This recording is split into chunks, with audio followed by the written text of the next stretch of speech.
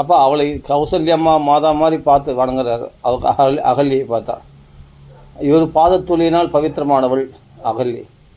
அப்போ அகல்ய சாப மோட்சனம். அப்போ விஸ்வாமித்திர யாக சம்ரக்ஷணம். ஆனால் பகவானாச்சே, என்னதான் இருந்தாலும் ராமர் மனுஷனாக இருந்தாலும் பகவான், அவருக்கு தெரியாத வித்தைகளா சாஸ்திரங்களாம். அப்போது அந்த அஸ்திர தேவதைகள்லாம் பிரத்யக்ஷமாகி ராமரை வணங்குகின்றது. அந்த அஸ்திர தேவதைகள்லாம் விஸ்வாமித்திரர் சொல்லிக் கொடுக்குற அந்த அஸ்திரங்கள்லாம் தேவதைகள் வடிவத்தில் வந்து ராமரை வணங்குகின்றன. தேவதைகள்லாம் வந்து ஆசீர்வாதம் தான் பண்ணணும். அப்போ வித்தையை பெற்றுக்கொள்பவர்கள் தானே வணங்கணும்.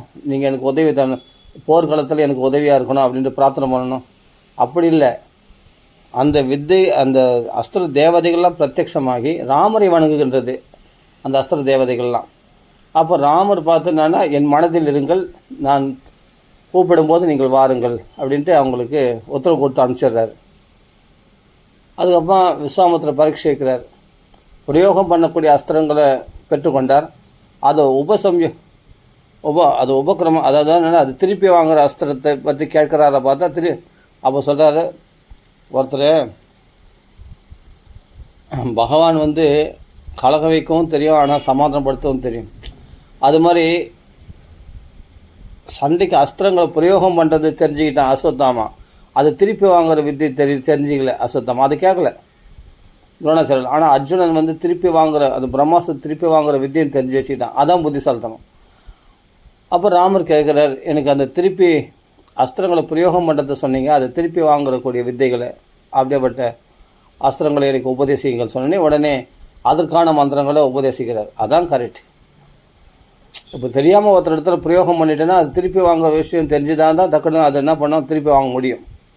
அப்போ தெரியாமல் ஒருத்தர் பிரயோகம் பண்ண ராமர் அப்படி செய்ய மாட்டார். ராமருடைய குறி தப்பாது. கரெக்டாக அவ்வளோ லேஸில் டக்குன்னு பானத்தை விட்டுற மாட்டார். அந்த பானத்தை தண்டனைக்குரியவர்களை தான் தண்டிப்பாரை தவிர அனாவசியமாக தண்டிக்க மாட்டார்.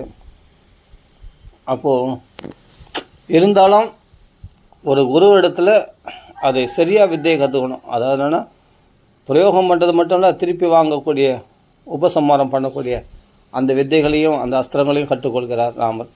அப்போது விஸ்வாமித்திர பரீட்சையில் அவர் பாஸ் ஆகிட்டார் ராமர். எப்பவுமே ஒருத்தர் அடிக்கிறதுல தான் அது பண்ணணும். அதே சமயத்தில் கோபப்படுறதுல முனைப்பார் கூடாது, கோபத்தை சாந்தி பண்ணுறதுலையும் முனைப்பார் வேணும் அதே சமயத்தில் தான். அதனால தான் அஸ்திரங்களை பிரயோகம் பண்ணுறதுல நம்ம மற்றவங்களை அழிவதை பற்றி மட்டும் குறி வைக்கக்கூடாது. மற்றவங்களை அழியாமல் பாதுகாக்கணும்னா டக்குன்னு திருப்பி வாங்க வேண்டியது இருக்கும் அந்த அஸ்திரங்களை, அதுவும் தெரிஞ்சு வச்சுக்கணும் அப்படின்னு ராமர் வந்து அதை கேட்குறார். அதையும் உபதேசம் பண்ணுறார். அப்போ அந்த தேவதைகளும் வராங்க, அந்த உபசம்மாரம் பண்ணக்கூடிய அந்த திருப்பி வாங்கக்கூடிய அந்த அஸ்திர தேவதைகளும் பிரத்யட்சமாகறாங்க. அவங்களும் வந்து நமஸ்காரம் பண்ணுறாங்க ராமரை. அப்போ என் மனதில் இருங்கள், நான் கூப்பிடும் போது வாருங்கள் அப்படின்னு சொல்லிட்டு அனுப்பிச்சிடுறாரு. இதெல்லாம் ராவண வதத்தின் போது தேவைப்படுவாங்க இவங்களாம், இந்த தேவதைகள்லாம். அப்போ பிரயோகம் பண்ணுவார் இந்த அஸ்திரங்கள்லாம்.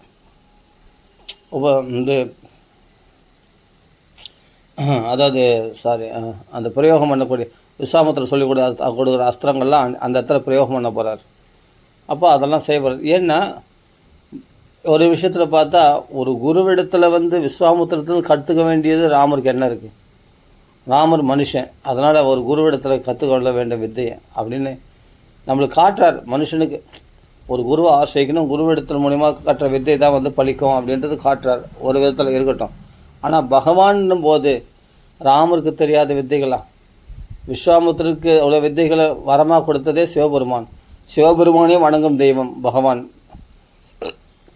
ராமச்சந்திரமூர்த்தி. அவரே ராமநாமம் சொல்ற. அப்போது பரபிரம்மாகிய நாராயணன், ஆதி நாராயணன் ராமச்சந்திரமூர்த்தி. அப்போ இவருக்கு வந்து என்னென்னா விஸ்வாமித்திரர் சொல்லிக் கொடுக்குற அஸ்திரங்களால் அவருக்கு ஆக வேண்டியது என்ன இருக்குது? அதனால தான் ராமச்சந்திர பரபிரம்மனே நமக்கு. பரபிரம்மமாகிய ராமருக்கு ஏதாவது உலகத்தில் கற்றுக்கொள்ள வேண்டியது ஏதாவது இருக்கா? இல்லை. அதே மாதிரி அகல்யை போய் நமஸ்காரம் பண்ண வேண்டிய அவசியம் என்ன? அப்போது பகவான் ராமரை நினைச்சாலே அவள் பரிசுத்தமாகிறான். பகவானுடைய அனுகிரகத்தினால கிடைச்ச வித்தை இவருக்கு விஸ்வாமித்திரருக்கு. ஆனால் அவரிடத்தில் போய் கற்றுக்கொள்கிறார் அப்படின்னா அதுதான் விடம்பனம், மனுஷ விடம்பனம். உண்மையிலே ராமன் வந்து விஸ்வாமித்திரருக்கு பெருமையை சேர்த்து கொடுத்தார் தன்னுடைய சரித்திரத்தினால. ஆனால் சரி, இவ்வளோ அஸ்திரம் தெரியுமா, போகிற விஸ்வாமித்திரரே மாரிச சுபாக வதம் பண்ணிக்கலாமேன்னு. அதுதான் சரணாகதி. தபோதனர்கள் தபசை வீணாக்கக்கூடாதுங்காக அவர் என்ன பண்ணுறாங்க, பகவானிடத்தில் சமர்ப்பணம் பண்ணிக்கிறாங்க. தங்கள் தெரிஞ்ச வித்தை, மனம், வாக்கு, காயம் முக்கரணங்களும் ராமனிடத்தில் சரணாகதி அடைஞ்சிருந்ததுனால, மொத்தத்தையும் ராமார்ப்பணம் பண்ணதுனால அவர் விஸ்வாத்மத்தினுடைய யாகத்தை சம்ரக்ஷணம் பண்ணுறார் ராமச்சந்திரமூர்த்தி. அப்போ மாரிச சுபாக வதம் பண்ணி அந்த யாகத்தை காப்பாற்றுகிறார். அப்போ எல்லாருக்கும் தெய்வம், இஷ்ட தெய்வம், பரதெய்வம் ராமச்சந்திரமூர்த்தி, எல்லாரையும் ரட்சிக்கக்கூடிய தெய்வம். ரக்ஷிதா ஜீவலோகஸ்ய ரக்ஷிதா ஸ்வஜனஸ்ய, தன் பக்தர்களை ரட்சிக்கிறார். இதெல்லாம் ராமருடைய குணங்களை பற்றி பேசுறதுக்கு ரொம்ப நாள் நான் தவறிட்டேன். அதனால தான் மனசில் வெறுப்பு, கவலை, தேவையில்லாத, அதாவது இந்த சினிமா பார்க்குறது, டிவி பார்க்குறது, சீரியல் பார்க்குறது, இந்த யூடியூப் பார்க்குறது, இதெல்லாம் கண்டிப்பாக விட்டுடுவீங்க. எப்போ ராமருடைய குணங்கள், ராமருடைய பெருமைகளை பற்றியே நினச்சி அதையே திருப்பி பேசுகிறோமோ, பேச பேச பேச பேச அந்த ராமர் நமக்குள்ளே வந்துடுறாரு இல்லையா, அது பேச பேச நம்ம ஹிருதயத்தில் ராமர் வந்து நிலைச்சி நின்ட்டார்னா மனசை பரிசுத்தமாக்கிடுவார். இதுதான் பக்தின்னு பேர். ஒன்றும் இல்லை, பெரிய பெரிய பூஜைகள்லாம் பண்ண வேணாம். நல்ல புஷ்பங்கள் நல்லா அலங்காரம் பண்ணி அப்படி இப்படி வீட்டில் பெரிய நிறைய செலவு பண்ணி பழங்கள் புஷ்பங்கள்லாம் வச்சு நல்லா ஆடம்பரமாக பூஜைகள்லாம் வடை பாயசத்தோடு பண்ணி அப்படிலாம் தேவையில்லை. நீங்கள் உட்காந்து 2 பேரும் கூடி ராமருடைய கதைகளை, ராமருடைய குணங்களை, ராமரே லட்சியமாக ராமருடைய புகழை மட்டும் நீங்கள் பாடி பாருங்களேன், பேசி பாருங்களேன், உங்கள் மனசு அவ்வளோ பரிசுத்தமாக இருக்கும். இது புஸ்தகத்தில் சொல்கிறது இருக்கட்டும். இப்போது ஷண்பதாம் ஸ்வகதாம் கிருஷ்ணா புண்ணிய ஸ்ரவண கீர்த்தனக நித்யந்தஸ்து ஹி அபத்ராணி விதுநோதி சுகர், நம்மளுக்குள்ளே அமங்கலமான வாசனைகள்லாம் தொடச்சி எடுத்துருவா, மனசு சுத்தமாகிடுன்றது சாஸ்திரங்கள் பாகவத்தில் சொல்கிறது மட்டும் இல்லைங்க, இதை நீ அனுபவபூர்வமாக பார்க்கலாம். ஷண்பதாம் ஸ்வகதாம் கிருஷ்ணா புண்ணிய ஸ்ரவண கீர்த்தனக, அப்போ புனிதப்படுத்தக்கூடியது அவனுடைய ஸ்ரவணங்களும் கீர்த்தனங்களும். அப்படியேப்பட்ட புண்ணிய ஸ்ரவண கீர்த்தனக அவன் கிருஷ்ண பரமாத்மா பகவான்.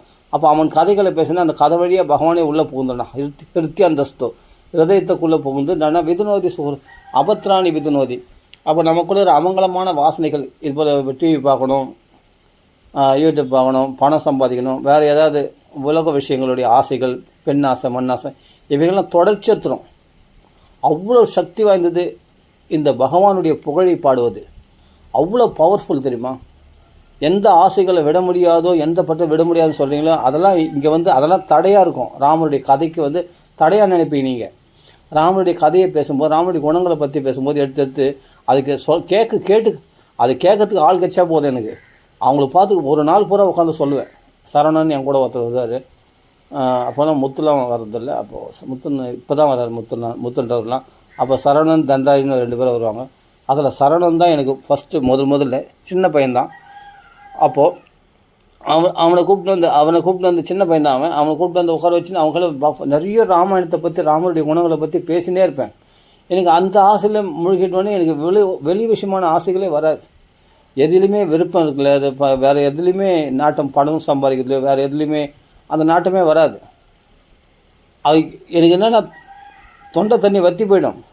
அந்தளவுக்கு எனக்கு பசியாக பயங்கரமாக இருக்கும். ஆனாலும் அந்த ராமருடைய குணங்களில் உள்ள சுவையினால் என்னென்னா அதெல்லாம் பொறுத்து கொண்டு, அந்த பசிதாகத்தை பொறுத்து கொண்டு, ஆனால் இப்போ இவன் போயிட்டானா மறுபடியும் இவன் கிடைக்க மாட்டானே, இந்த சரவணன்ற பையன் இவன் போயிட்டானா கிடைக்க மாட்டானே மறுபடியும், ஆனால் இவனை வச்சு கொஞ்ச நேரம் ராமருடைய குணங்களை பற்றி பேசலாமே அப்படின்னு டைம் கடந்தால் கூட பரவாயில்ல அப்படின்னு சொல்லி என்ன ஆயிடுச்சுன்னா காலையில் பேச ஆரம்பித்து சாயங்காலம் ஆகிடுது. அப்போ அவங்க வீட்டில் அவங்க அம்மா அப்பா திட்ட மாட்டாங்களா, அதெல்லாம் நான் அப்புறமா அவங்க அம்மா அப்பாவை திட்டு வாங்குவான். அவங்க திட்ட மாட்டாங்க, ஏன்டா இவ்வளோ நேரம் அவனை இது போல் அந்த அங்கிள் வீட்டுக்கு போயிட்டு வந்தேன் அப்படின்னு சொல்லுவான் அவன். அது ஏதோ ஒன்று அவன் சொல்லுவான் காரணம், இது போல் ராமாயணத்தை பற்றி பேசினார் அப்படின்னு ஏதோ ஒன்று சொல்லுவான். சரின்னு அதனால தான் அவங்க வீட்டில் வந்து அனுப்ப தயங்குவாங்க. இருந்தாலும் வந்து அவன் வந்துடுவான், எப்படியாவது சாக்கு சொல்லிட்டு வந்துடுவான். வந்துட்டு ராமருடைய குணங்களை கேட்பான். ஒவ்வொரு நாள் பார்த்தா நான் அவங்கள பேசும்போது பார்த்தா நைட்டு 11:30 மணி ஆயிடுச்சு வீட்டுக்கு போகிறதுக்கு. எப்படி திட்டுவாங்க அவங்க வீட்டில். அந்தளவுக்கு ராமருடைய பற்றி அது பேசினா டைம் போகிறதே தெரியாது. இப்போ வேறு ஏதாவது நாமசங்கீர்த்தனம் பண்ணாலும் சீக்கிரம் டைமே போக மாட்டேந்தேன்னு கவலையாக இருக்கும். நீங்கள் வேணால் பாருங்கள், நாமசங்கீர்த்தனம் பண்ணி பாருங்கள், 1 hour போகிறது ரொம்ப பெரிய கஷ்டமாக இருக்கும். ஆனால் 5 மணி நேரம் பேசியிருக்கேன். ராமனுடைய கதை, கிருஷ்ணனுடைய கதை, பகவானுடைய புகழை பற்றி பேசியிருக்கேன். 11:30 மணி ஆயிடுச்சு நைட்டு 11:30 மணி டைம் பார்த்தான். என்னடா சரவணா இப்படி என் கூட சரவணன் தான் பையன், அவன் எனக்கு ஒத்து வச்சான். ஆனால் என்னடா அது டைம் ஆகிடுச்சு அப்படின்னு அவனே அதிர்ச்சி ஆகிட்டான். ஐயோ வீட்டில் போனால் அப்படி சேர்த்து. ஆனால் அப்போ கொஞ்சம் நல்லா வளர்ந்துட்டான், கொஞ்சம் பெரிய பையன் ஆகிட்டான். அவன் சின்ன வயசுலேருந்தே எங்களுக்கு கதை கட்டுன்னு இருக்கான். அவரும் கொஞ்சம் பெரிய பையன் ஆகிட்டான். அவன் வந்து இப்போ இப்போ வேலைக்கெல்லாம் போகிறான். நான் காலேஜ் டைம் ஸ்கூல் படிக்கிறதுலேருந்தே அவன் நல்லா பழக்கம், அந்த பையன் சரவணன்ற பையன். அப்போதுலேருந்தே இந்த ராமாயண கதையை சொல்லி சொல்லி சொல்லி அவனை ஃபுல்லாக இந்த ராம கதையே நிறைய சொல்லுவேன், கிருஷ்ண கதை, இந்த பாகவதம், ராமாயணம், நிறைய ராமாயணம் தான் சொல்லுவேன். ராமருடைய குணங்களை பற்றி நிறைய அந்த பையனுக்கு சொல்லுவேன். சின்ன வயசுலேருந்து அவன் 7th படிக்கிறதுலேருந்தே ஃபுல்லாக என் கூட தான் இருந்தான் அந்த சரவணன்ற பையன். அவனுக்கு நிறைய ராமாயணம் சொல்லியிருக்காரு, நிறைய ராமர் கதைகளை பற்றி பேசி பேசி பேசி பேசி பேசி பேசி இப்போ அவன் நல்லா காலையெல்லாம் முடிச்சுட்டு இப்போ என்னன்னா சிஏ படிச்சுட்டு இப்போ நல்லா பேங்க்கில் ஒர்க் பண்ணுறாரு, நல்லா சம்பாதிக்கிறாரு கை நிறைய. இப்போ ஆனால் இப்போலாம் அவருக்கு அவகாசம் இல்லை கதை கேட்கறதுக்கு, ஃபுல்லாக வேலையே டைட்டாக இருக்குது அவருக்கு. இப்போ ராமநாமத்துக்கு போயிட்டு இருக்கார் சரவணன்றவர். அப்போ சின்ன வயசில் 7th படிக்கிறதுலேருந்து 5th படிக்கிறதுலேருந்தே நம்ம நல்லா பழக்கம் அந்த பையனை, ஸ்கூலில் பழக்கம். அப்படி 7th படிக்கிறது பழக்கம் அந்த அவன் சரவணன்றவர். அவர் வந்துட்டு இப்போது அவன் சின்ன பையன்தான் அவன். அப்போ நான் காலேஜ் படிக்கும்போதே பழக்கம் எனக்கு. நான் பிஏ 2nd இயர் படிக்கும்போதே அந்த சரவணன்ற பழக்கம். அப்போ அவன் 7th 5th 7th படிச்சுட்டு இருக்கான். அப்போதுலேருந்தே பழக்கம், அப்படியே பழக்கமாய் அப்புறமா எல்லாம் முடிச்சிட்ட பிறகு, காலையில் முடிச்சிட்ட பிறகு தான் நான் அப்போ மெடிடேஷன் கிளாஸ் போனேன். அதே மாதிரி இவனுக்கும் மெடிடேஷன் சொல்லி கொடுத்தேன். மெடிடேஷன் கிளாஸ் போய் அப்போ தான் பக்தி மார்க்கத்துக்கு வந்தது. அப்போதுலேருந்தே கூட இருக்கும்போது அப்புறம் பக்தி மார்க்கத்துக்கு வந்த பிறகு ராமனுடைய குணங்களை பற்றி நிறைய பேச ஆரம்பிச்சோடனே அப்புறமா இவனை வச்சுன்னு தான் பேசினேன். இவன் தான் நம்மளுக்கு சிஷ்யன் மாதிரி இருந்துன்னு எல்லாத்தையும் கேட்டான் அந்த ராமாயணத்தை. அப்போ சின்ன வயசுலேருந்தே கேட்டு பழகும். அப்புறம் என்ன அது அவனும் நல்லா 10th +1 +2 அப்படி படிக்க ஆரம்பித்தான். அப்போ அந்த சமயத்துலலாம் நிறைய ராமாயணம் கேட்பான். நானும் இந்த மெடிடேஷன்லாம் முடிச்சுட்டு அப்போ பக்தி மார்க்கத்துக்கு வந்த பிறகு ராமருடைய குணங்களை பற்றி நிறைய பேசாருமே. அதில் ரொம்ப சந்தோஷம், ரொம்ப அளவில்லாத உற்சாகம், ரொம்ப குதூகலமாக இருக்கும், ரொம்ப சந்தோஷமாக இருக்கும். அதை பேசாமல் என்னால் இருக்க முடியாது, ராமருடைய குணங்களை பற்றி பேசாமல் இருக்க முடியாது. உடனே அவனை பிடிச்சி போட்டுன்ட்டு அப்போ உனத்தன் தன்ராஜின்னு ஒரு பையன், அவனையும் பிடிச்சி போட்டுன்னு உட்கார வச்சு அவனுக்கு ஃபுல்லாக அந்த ராமாயண கதையே பேசி பேசி பேசி பேசி அது சலிக்காதுங்க. தான் சொல்கிறேன், தொண்டை தண்ணி பற்றி பண்ண பசி எடுக்கும். ஆனால் இவன் போனால் வரமாட்டானே, அவங்க அப்பா அம்மா அனுப்ப மாட்டாங்களே அப்படின்னு சொல்லி அந்த பசி தாகத்தை தாங்கிட்டாவது அந்த ராமருடைய குணங்களை பற்றி, ராமர் கதையை பற்றி பேசுவோம். அப்படி ஒரு வெறி பிடிச்ச மாதிரி பேசுவோம் அந்த ராமருடைய குணங்கள். அவ்வளோ சுவாரஸ்யமாக இருக்கும் அந்த ராமருடைய குணங்களை பற்றி பேசி. அப்போ நிறைய எங்கள் தாத்தாவுக்கெல்லாம் நிறைய ராமாயணம்லாம் பாராயணம் படித்து காண்பிச்சிருக்கேன். லிஃப்கோ ராமாயணம் தான், ஸ்ரீனிவாச ஐயங்கார் போட்ட ராமாயணம், தமிழில் தான், வெறும் எளிமையான தமிழில் படித்து அந்த கதைகளை நிறைய தெரிஞ்சு வச்சுக்கிறதால அந்த கதைகளை எங்கள் தாத்தாவுக்கு கதை சொல்ல மாட்டேன், அப்படியே படித்து பாராயணம் பண்ணி அவர் கேட்டுனே இருப்பார் உட்காந்து படிக்கட்டில். எங்கள் தாத்தா உட்காந்தா நாராயணா, எழுந்தா நாராயணா, எப்போத்தாலும் நாராயணா பட்டையாக நாமம் போட்டுருப்பார், பூணூல் போட்டுப்பார், சிகை வச்சுருப்பார், பூணூல் போட்டுருப்பார், சிகை வச்சுருப்பார், நல்லா திடகாத்திரமாக இருப்பார், நல்லா ஆள் ஒசரமாக அப்படியே கட்டு மஸ்தாக இருப்பார். 116 வயசு வரைக்கும் வாழ்ந்தார் எங்கள் தாத்தா பேர் ஏழுமலை. 116 வயசு வரைக்கும் வாழ்ந்தார். எங்கள் பாட்டி 95 வயசு வரைக்கும் வாழ்ந்தாங்க. தீர்க்காயுஷா நராசர்வேன்றது அவங்களுக்கு தான் பொருந்தும். ஆனால் அவருக்கு நிறைய கிருஷ்ண பக்தினா நிறைய பிடிக்கும். அவரே எனக்கு நிறைய கிருஷ்ண கதை சொல்லுவார். எங்கள் தாத்தா எங்கள் அப்பாவுக்கு அப்பா அவர் அப்படியேப்பட்ட அவருக்கு என்னென்னா ராமாயணம் பூரா பட்டாபிஷேகம் வரையும் தெரியும், ஃபுல்லாக திருப்பி படித்து காமிப்பா. அவருக்கு படித்து வச்சுக்க அப்படின்னா அவர் சொல்கிறார், டேய் மகாபாரதம் ஒரு டேஸ்ட்டுடா, ராமாயணம் வேறு ஒரு டேஸ்ட்டுடா, இது ஒரு டேஸ்ட்டு, அது ஒரு டேஸ்ட்டுடா, எனக்கு கூட புஷ்பமானம் வரும் இல்லை அப்படின்னுவார் எங்கள் தாத்தா சொல்லுவார். எனக்கு கூட புஷ்பமானம் அனுப்புவார்ல ராமர் அப்படின்னுவார். கண்டிப்பாக தாத்தா புஷ்பமானம் வரும், கவலைப்படாத தாத்தாவே. உண்மையிலேயே எனக்கு கூட புஷ்பமானம் அனுப்புவார் ராமர், பார்க்கலாம் அப்படின்னாரு. எத்தனையோ தடவை திருப்பி சொல்லுவார் அதை, எனக்கு கூட புஷ்பமானம் வரும், ராமர் என்னை அழைச்சிட்டு போவார் அப்படின்னு எங்கள் தாத்தா சொல்லுவார். அப்போ எவ்வளோ பக்தி பாருங்கள். என்ன சொன்னார் விபீஷணன், என்ன சொன்னான் விபீஷணன், ராவணங்கள் என்ன சொன்னால் திருப்படி அப்படின்னுவார். அந்த ஒரு கட்டத்தை யுத்த காண்டத்தில் படிக்கும்போது அந்த விபீஷணன் அந்த இது அவன் எவ்வளோ தைரியமாக பேசியிருக்கானா ராவணங்களை. இதுபோல் நம்ம குலமெல்லாம் அழிய போகுது, இதுபோல் ராமர் என்ற ஒரு பிரளய காலத்தினை அழிய போது அந்த கட்டத்தை படிக்கும்போது யுத்த காண்டத்தை திருப்படின்னுவார் சில விஷயங்கள்லாம். அப்போ ராமாயணத்தை எவ்வளோ இன்ட்ரெஸ்ட்டாக கேட்பார் தெரியுமா எங்கள் தாத்தா அந்த ராமாயணம் படிக்கும்போது யுத்த காண்டத்தில் படிக்கும்போது விபீஷணன் சொன்னானா, விபீஷணன் அப்படி சொன்னான், அவ்வளோ தைரியமாக சொன்னான். ராவணங்கள் யாரும் எதிர்த்து பேச முடியாது. அப்போ தான் ராவணன் துரத்தி விட்ட உடனே அப்போது விபீஷணன் சரணாகதி அடைகிறாரு ராமர்கள் அப்படின்ட்டு அது கேட்ட உடனே அப்பா சிரணத்தில் வந்துட்டான்பா விபீஷணன் அப்படின்னு எங்கள் தாத்தா திருப்தி அடைவார். அவர் ரசித்து கேட்கும்போது எனக்கு ஆசையாக இருக்கும் படிக்கிறதுக்கு அந்த ராமாயணம், அந்த யுத்த காண்டத்தை. அப்போது அந்த விபீஷ்ண சரணாகதி கட்டத்தை படிக்கும்போது அப்போ எனக்கு என்னென்னா கேட்கறதுக்கு ஆள் கிடச்சா போதுமே. நான் தான் நிறைய சொல்லுவேனே, சொல்கிறது மட்டும் இல்லை, பாராயணம் பண்ணுவேனே. அப்படி படிக்க படிக்க நம்மளாம் சின்ன குழந்தையாக மாறிவிடும். அவங்களாம் என்னடா சரி காலேஜ் முடிச்சிட்டோமே, இது போல் வந்து நல்ல வேலைக்கு போகிறது போல் நல்ல பெரிய ஆள் ஆகிட்டோமே, இந்த சமயத்தில் போய் அதெல்லாம் படிக்கலாமான்னு. அப்படி கிடையாது. ராமாயணம் படிக்கும்போது நம்ம குழந்தைங்க. எங்கள் தாத்தாவுக்கு அப்போல்லாம் எங்கள் தாத்தா உயிரோடு இருக்கார். நான் காலேஜ் முடிச்சுட்டு வேலைக்கு போகும்போதெல்லாம் உயிரோடு இருக்கார் எங்கள் தாத்தா. அப்போ வந்துட்டுன்னா அதான் அவர் சொல்கிறாரு, எனக்கு புஷ்பமானம் வரும்னு. அவர் கடைசி காலத்தில் காதலர் நாராயண நாமம் தான் சொல்லின்னு இருந்தேன். அவர் நாராயண நாமம் தான் சொல்கிறவர். அதனால் கூட சேர்ந்து சொல்லி அப்போ அவர் அந்த சமயத்தில் பாகவதம் படித்தேன். பாகவதம் வந்து என்னென்னா அவர் சாக கிடக்கிறார். அந்த சமயத்தில் பாகவதத்தை வந்து கஜேந்திர மோட்சம் அஜாமல பாக்கியம் படித்தேன். அப்புறம் அவர் உயிர் பிரிஞ்சது. அவர் காதில் வந்து கர்ணமந்திரம் நாராயண தான் சொல்லியிருந்தேன். ஹரே கிருஷ்ணா ஹரிராமன் சொன்னேன். ஆனால் நாராயண தான் நிறைய சொன்னேன். அவருக்கு உண்மையிலே அவருக்கு விமானம் வந்திருக்கும் கண்டிப்பாக.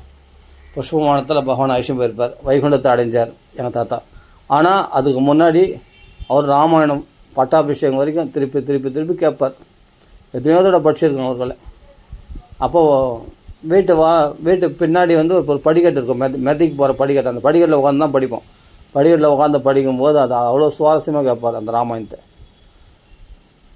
அப்போது படிக்கும்போது அந்த ஒவ்வொரு கட்டத்தையும் அவர் வந்து ரொம்ப ரசித்து கேட்பார். அப்போ அது திருப்படி, அது என்ன சொன்னேன், அது திருப்படி அப்படின்னுவார். அப்போ அந்த கட்டத்தெல்லாம் திருப்பி படிச்சுன்னா சரியாக புரியல, அது என்ன திருப்பி படி, என்ன சொல்லியிருக்கு, ஓ இப்படி சொல்லியிருக்கா அப்படின்ட்டு படிப்பார். அப்போ எந்த அளவுக்கு கவனிக்கிறார் பாருங்கள் அந்த ராமாயணம். என்னை கூப்பிடுவார். ஒரு கொஞ்சம் லேட் ஆகிடுச்சுன்னா உடனே குபேரா வாடான்னு கூப்பிடுவார். வாடா வந்து ராமாயணம் படுறா, வாடா சீரும் வாடா, டைம் ஆச்சு வாடா அப்படி சொல்லிட்டு உடனே சாயங்காலமானா உடனே வந்து ராமாயண புஸ்தகத்தை எடுத்து வந்து அவருக்கு படித்து நல்லா உறக்கப்படினுவார். கொஞ்சம் காது கொஞ்சம் மந்தமாக கேட்கும் எங்கள் தாத்தாவுக்கு. அதனால் கொஞ்சம் உறக்க படிப்பேன். அதனால் சிலத்தில் புரியலன்னா திருப்பி படிக்க சொல்லுவார். படித்து கேட்பார். அப்படி ராமாயணத்தை அவ்வளோ சத்தியாக கேட்டவர் எங்கள் தாத்தா. கொஞ்சம் கூட இந்த கண் சொக்கிறது தூங்குறது அதெல்லாம் கிடையாது. அவ்வளோ ஜாக்கிரதையாக கேட்பார். புரியலன்னா திருப்பி கேட்பார். அந்த உடம்பு ஆடினே கேட்டுன்னு இருப்பார். அப்படியே சாஞ்சிருந்தே இல்லாட்டி வாடினே அப்படியே அவர் எப்போ சுறுசுறுப்பாக தான் இருப்பார் எங்கள் தாத்தா. அது கேட்பார். நல்லா திடகாத்திரமாக இருப்பார். அப்படி ராமாயணம் பாராயணம் பண்ணி எனக்கு ராமாயணம் அப்படியே ஒட்டிக்கிச்சு அதில். அதுக்கப்புறமா தான் அந்த பையன் சரவணன்ற பையனுக்கு இந்த ராமாயணத்தை பற்றி நிறைய பேசணும். நைட்டு 11:30 மணி வரைக்கும் பேசுவோம், 12 மணி வரைக்கும் பேசுவோம் இந்த ராமாயணத்தை பற்றி. பேச இன்றைக்குமே அது எவ்வளோ பேசினாலும் சலிக்காது. எனக்கு என்னென்னா இந்த பசங்களை விட்டுறக்கூடாது. இவனுக்கு தான் எனக்கு ரொம்ப கவர்ச்சியே. எனக்கு என்னென்னா இவங்களை பார்த்தா எனக்கு ஆசையாக இருக்கும். சொல்ல போகிறது நம்ம தான் ராமாயணம். ஆனாலும் இவன் கேட்கறதுக்கு ஆள் கிடச்சா எனக்கு எவ்வளோ சந்தோஷமாக இருக்கும் தெரியுமா. அந்த ராமருடைய குணங்களை பற்றி பேசினே இருக்கணும் போல தோணும். அப்படி ஒரு வெறி பிடிச்சி பைத்தியம் பிடிச்சி என்னன்னா இந்த ஒரு பியூட்டினா நம்ம அடிப்போங்க. இந்த ராமாயண கதை பேசி தூங்கினா ராமரே கனவுல வருவார். வில்லும் கையுமா ராமர் கனவுல வருவார். இதெல்லாம் சகஜமாக நடக்கும். எங்கள் அப்பா 10 பேர், எங்கள் அப்பா என் தம்பிங்க, என் தம்பி எங்கள் அம்மா எங்கள் 10 பேர் பக்கத்தில் எல்லாம் ஒரே வரிசையில் தான் படுத்துப்போம். படுத்தும்போது பார்த்தா திடீர்னு பார்த்தா நம்ம கண்ணை தந்து பார்த்தா ராமர் அப்படியே கனவுல தெரிகிற மாதிரி இருக்கும். அப்படியே அந்த கதவுல பார்த்தா அந்த கதவு மூடி இருக்கும். அங்கே பார்த்தா ராமர் நிற்கிற மாதிரி இருக்கும். வில்லும் கையமாக கோதண்ட பாணியாக அந்த நீல சியாமல வர்ணத்தோட கிரீட குண்டலத்தோடு அப்படியே பகவான் இன்னைக்கு பார்க்குற மாதிரி இது பிரத்யட்சமே தரிசிதம். உண்மை சொல்கிற மாதிரி இன்றைக்கி என்னவோ அந்த தரிசனம் வந்து இன்றைக்கி கூட ஞாபகம் இருக்குது எனக்கு. அந்த கனவுல கண்ணை முன்னா கனவுல தெரிவார். அப்படி கண்ணை தந்தால் அப்படியே அந்த நினைவில் வருவார் பகவான். அப்போது அந்த ராமரே தெரிவார். அதெல்லாம் சகஜமாக எனக்கு அந்த தரிசனங்கள்லாம் கிடைச்சிது. அந்த தரிசனம்லாம் கிடைக்கும்போது எனக்கு அவ்வளோ ஆனந்தமாக இருக்கும். ஆனால் ராமர் இப்படி நம்மளுக்கு இப்படி அந்த ராமர் நினைவாகவே இருக்குது. எப்போத்தாலும் ராமருடையவே இருக்குது, ராமருடைய நினைவாகவே இருக்குது, ராமருடைய இதுவாக இருக்குது. அப்போ அதான் சொல்கிறேன். ஆரம்பத்தில் நான் ராமநாம தான் சொன்னேன். அப்புறமா தான் பாகவதம் படிக்க ஆரம்பிச்சது. அப்போ பாகவதம் பற்றி பேச ஆரம்பிச்சது எல்லாமே. ஆனால் ராமர் நினைவாகவே இருக்கும். ராமரே நம்மளுக்கு தெரிவார். ராமரே நினைவாக வேறு எதுவும் தெரியாது. பேசினா ராமரை பற்றியே பேசுவேன். வேறு யாருக்கும் தேவையில்லை பேசி இந்த டிவி பார்க்குறது அதெல்லாம் எங்கள் அப்பா பார்ப்பார். டிவி எல்லாம் பண்ணுவோம். நான் டிவியே பார்க்க மாட்டேன். இந்த கேபிள் பார்க்க அது என்னோடய சீரியல் எங்கள் அம்மா அதெல்லாம் அவங்க பார்ப்பாங்க. நம்ம பார்க்கவே மாட்டேன். டிவியே பிடிக்காது. ராமாயண புஸ்தகத்தை வச்சுப்பேன். நமக்கு ஏதாவது கதை தெரிலன்னா நல்லா படிச்சுப்பேன். படிச்சுக்கிட்டு அதை பற்றி அதுதான் சரவணம் வந்தான்னா ஸ்கூல் லீவு அப்படின்னா சண்டே லீவு ஸ்கூல் லீவுனா உடனே வந்துடுவான். உடனே அவனை படித்து போட்டுட்டு அவங்கள நிறைய இந்த ராமாயண கதையை தான் பேசுவோம். பேச இன்றைக்கும் அவங்க அப்பா அம்மாவுக்கு பயந்து தான் அவங்க வீட்டுக்கு போவேன். அவங்க அப்பா அம்மா என்ன சொல்லுவாங்களோன்ட்டு என்ன எங்களை சேர விட மாட்டாங்களே. சரி, ஏன்னா ராமாயணத்துக்கு சொல்கிறதுக்கு இந்த பையனை இட்டு போயிடுறேனே நானுன்ட்டு அவங்க அப்பா அம்மாவுக்கு தான் பயந்து பயந்து வீட்டுக்கு போவேன்.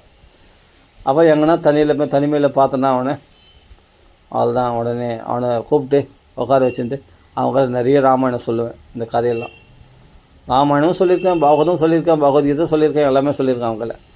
அப்படி எனக்கு தகுந்த சிஷ்யன் அவன் தான். அப்படிப்பட்ட அவன் மௌனத்தை நிறைய கடைப்பிடிப்பான், ரொம்ப பேச மாட்டான், நல்ல டீசெண்டான பையன், எது சொன்னாலும் கேட்டுப்பான், ஆனால் நல்லா ரசித்து கேட்பான். இந்த ராமாயணத்தை கொஞ்சம் கூட அப்படி இப்படி தூங்க மாட்டான், நல்லா கேட்பான். அதான் சொல்கிறேன், நைட்டு 11:30 மணி வரைக்கும்லாம் ராமாயணம் பேசியிருக்கோங்க. ஏன்னா அந்த ராமருடைய குணங்களை பற்றி அப்படி பேசும். அப்போது இந்த ராமர் என்னென்னா கௌசல்யா அம்மா இடத்துல எப்படி கதறார் ராமர். அம்மா 14 வருஷம் 14 நாட்கள் போல் நான் கழிச்சிட்டு வந்துடுறேம்மா, கவலைப்படாதம்மா அப்படின்னு சொல்கிறார். அந்த அம்மா எவ்வளோ வேதனைப்பட்டிருப்பா, ராமரை பிரிஞ்சு எவ்வளோ வேதனைப்பட்டிருப்பா. அதுதான் வாத்சல்ய பக்தின்னு பேர் அந்த கௌசல்யா. அப்போ எனக்கு இப்போல்லாம் நிறைய மறந்து போச்சு. அந்த கௌசல்யா என்னென்னலாம் பேசினா ராமரிடத்தில், லக்ஷ்மணர் என்னென்னலாம் பேசுகிற ராமரிடத்தில், லக்ஷ்மணர் என்ன கொதிச்சார், அப்போ ராமர் அதுக்கு என்ன பதில் சொன்னார், எல்லாமே மனப்பாடமாக இருக்கும். எனக்கு தமிழில் தான் படிப்பேன், ஸ்லோகம்லாம் படிக்க மாட்டேன். அந்த கதையில் அப்படியே அந்த கட்டத்தை மட்டும் படித்தேன்னா அப்போது பாம்பு சீர்ன மாதிரி சீர்னாராம் லக்ஷ்மண சுவாமி. அண்ணா அவங்க எப்படி நைட்டோட நைட்டாக பேசி அப்பா மனசை கலைச்சிட்டா அந்த கைகை.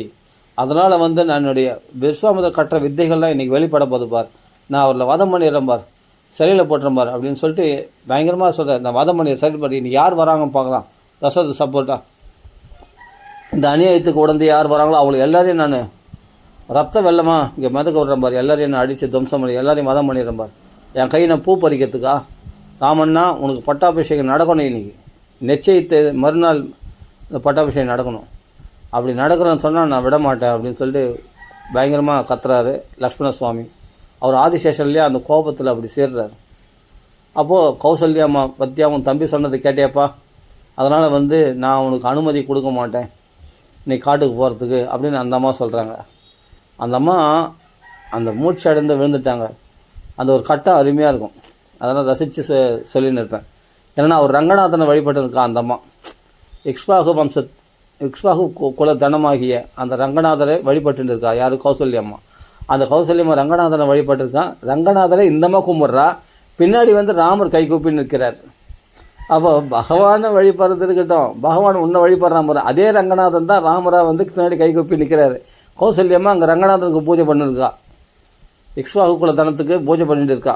ஏன்னா ராமர் நல்லபடியாக பட்டாபிஷேகம் நல்லபடியாக நடந்தேற வேண்டும் அப்படின்னு கைகூப்பி நமஸ்காரம் பண்ணி அப்படி பூஜைகளை கிரியானுஷ்டானங்கள் ரொம்ப ஸ்ரத்தையாக இருப்பாளாம் கௌசல்யம்மா. அப்படி பகவானுக்கு பூஜையில் அப்படி ஸ்ரத்தையாக இருக்கிறான். அப்படி விரதங்களில் அப்படி நோன்பு போகலாம் கிருஷ்ண பகவானுக்காக. அப்படி விரதங்கள் உபவாசங்கள்லாம் இருப்பாங்களாம் அந்த அம்மா கௌசல்யம்மா. அப்படி நமஸ்காரம் பண்ணி பகவானுக்கு பூஜை பண்ணும்போது பகவான் நமஸ்காரம் பண்ணிக்கும்போது பின்னாடி பார்த்தா ராமர் அந்த அம்மாவுக்கு நமஸ்காரம் பண்ணியிருக்கார். திரும்பி பார்த்தா ராமர் கை கூப்பி கொண்டிருக்கார். அந்த கையை பிடிச்சி ஆசனத்தில் உட்காரு அப்படின்னு சொன்னால், அம்மா இனிமேல் நான் தர்பாசனத்தில் தான் உட்காரணும், நான் சிம்மாசனத்தில் உட்காரக்கூடாது, சாதாரண இந்த ஆசனங்கள்லாம் கிடையாது, ராஜாசனத்தில் உட்காரக்கூடாது, நான் தர்பாசனத்தில் தான் உட்காரணும். எனக்கு ஏன்டா அப்படி சொல்கிறேன் அப்படின்னா, கைகை அம்மா அப்படி வரங்கட்டவுடனே அந்த செய்தியை கேட்ட மாத்திரத்தினால் அப்படியே வேறு இருந்த மரம் போல் சடால்னு கீழே விழுந்தாங்க. அப்போ உடனே ஒரு யானை துதிக்கை போன்ற அவருடைய கரங்களால் அந்த கௌசல்யா அம்மாவை எடுத்து தடவி கொடுத்து அந்த புழுதி அந்த அங்கே இருக்கக்கூடிய அந்த தூசு அந்த தும்பெல்லாம் தொடச்சி அந்த அம்மாவுக்கு ஆசுவாசப்படுத்தி அம்மாவை தெளிய வச்சு, ஏன்னா மூச்சு அடைந்து விழுந்துட்டா. ராமர் 14 வருஷம் பிரிஞ்சு இருக்கணும் அப்படின்னா 14 நிமிஷம் பிரிஞ்சிருக்க முடியாது. அப்படின்னா ஒரு பகவானை விட்டு நம்மளாம் சுலபமாக பிரிஞ்சிருக்கோமே, ஆனால் 14 வருஷம் இல்லையா, 14 நிமிஷம் பிரிஞ்சிருக்க முடியாது கௌசல்யம்மாவோட. 14 வருஷம் உடனே அடுத்த நிமிஷத்தில் அவள் மூச்சு அடைந்து விழுந்துட்டான்னா, அப்போ எந்த அளவுக்கு ராமரை நேசிக்கிறா, தன் பிள்ளை புத்திரபாசம் எந்த அளவுக்கு இருக்குது பாருங்கள். அந்த பக்தி நமக்கு என்றைக்கு வரும்? அந்த கௌசல்ய அம்மாவை நினைச்சால் ஒழிய அந்த அம்மாவுடைய அனுகிரகம் இல்லாமல் நமக்கு அந்த வாத்சல்ய பக்தி நம்மளுக்கு பெருகுமா? அதனால தான் நான் அவங்களெல்லாம் நினைப்பேன். அப்போ கௌசல்யம்மா நினைப்பேன், பரதரை நினைப்பேன். இதெல்லாம் இந்த கதைகளை பேசும்போது அவங்களுடைய அனுகிரகம் நம்மளுக்கு கிடைக்கும். அதனால தான் அந்த பக்தியில் அப்படியே ஸ்திரமாக இருந்தது. எப்போ கல்யாணம் ஆச்சு இல்லறத்தில் பிரவேசம் அப்போ இதெல்லாம் விட்டு போச்சு. இதை பற்றி பேசுறதுலாம் ரொம்ப விட்டு போச்சு. நானும் சின்ன வயசு காலேஜ் முடிச்சுட்டு அப்படியே வேலைக்கு போகிற சமயத்தில் அந்த சமயத்தில் வந்து நான் நிறைய ராமாயணம் பற்றி பேசுவேன். அதான் அந்த சரவணன்ற பையனை பிடிச்சி போட்டுன்னு அவங்கள நான் ராமாயணம் நிறைய பேசுவேன். கல்யாணம் ஆன பிறகு எல்லாமே மாறி போச்சு. அந்த ராம ருச்சி, அந்த பாகவத ருச்சி, ராமாயண ருச்சி போயிடுச்சு. ராமாயண ருச்சி தான் நிறைய இருக்கும். அந்த ராமரை பற்றி நிறைய பேசுறதெல்லாம் மறந்து போச்சு. என்ன தான் பேசினாலும் அதில் இன்ட்ரெஸ்ட் வர மாட்டேங்குது கல்யாணம் ஆன பிறகு. அப்புறமா ஆனால் அதுக்குன்னு விட்டுற முடியாது அந்த தீவிரத்தை. அப்போ கல்யாணம் பண்ணிட்டு முன்னாடி இந்த பிரம்மச்சரியத்தில் இருக்கும்போது இருந்த தீவிரத்தை, அந்த ராமபக்தி தீவிரத்தை, அப்போ கல்யாணம் ஆன பிறகு அதெல்லாம் எப்படி மாறி போச்சுன்னே தெரில. அந்த தீவிரத்தை ஏன் அப்புறம் வரலன்னு எனக்கே ஆச்சரியமாக இருக்குது. கல்யாணம் ஆன பிறகு எல்லாம் மாறி போச்சு. ஆனால் பிரம்மச்சாரியாக இருக்கும்போது அவ்வளோ தீவிரத்தை அந்த ராமாயணத்தில் அப்படி பித்து பிடிச்சிது. அப்போ திருப்பி அந்த ராமாயணம் படிக்கணும் ஆசை அப்படியே வெறித்தனமாக இருக்கும். அப்போ அந்த கௌசல்யம்மாவுக்கு அந்த வாத்சல்ய பாவம், அந்த பிரேமை அது எப்படி இருந்திருக்கும் யோசிச்சு பாருங்கள். அப்போது ஒரு கன்றை நோக்கி அந்த தாய் பாசம், ஒரு பசுவானது எப்படி நாக்கில் தொழவுமோ அது மாதிரி அதை விட்டு பிரிஞ்சு இருக்க முடியாதோ, அப்படியே பாலை சொரியுமோ அது மாதிரி அவருடைய ஸ்தனத்தில் பால் சொரிஞ்சுதான். யார்? கௌசல்யம்மா. கௌசல்யா ஆனந்த வர்த்தனகா. அந்த கௌசல்யுடைய பக்தியை நினச்சி பார்த்தா அப்படி மனசு ரம்யமாக இருக்கும். ராமரிடத்தில் அவ்வளோ பிரேமை, அவருடைய முக லாவண்யமும், அவருடைய அந்த குண்டலங்களும், அவருடைய அந்த கிரீடங்களும், அந்த எத்தனை தடவை பார்த்தாலும் ராமரை சலிக்க புதுசாக பார்க்குற மாதிரி இருக்குமா. ஒவ்வொரு தடவும் பார்க்கும்போது அவர் தசரதரே பார்த்தா அவரை போக சொல்லி மறுபடியும் திரும்பி வர சொல்லி, மறுபடியும் போக சொல்லி திரும்பி வர சொல்லி, அப்படி பார்த்து முன்னாடிக பின்னாடிக பார்த்து ரசிப்பாராம். அவருடைய நடையழக, ராமருடைய அழகு அசவாயஸ்வரனா.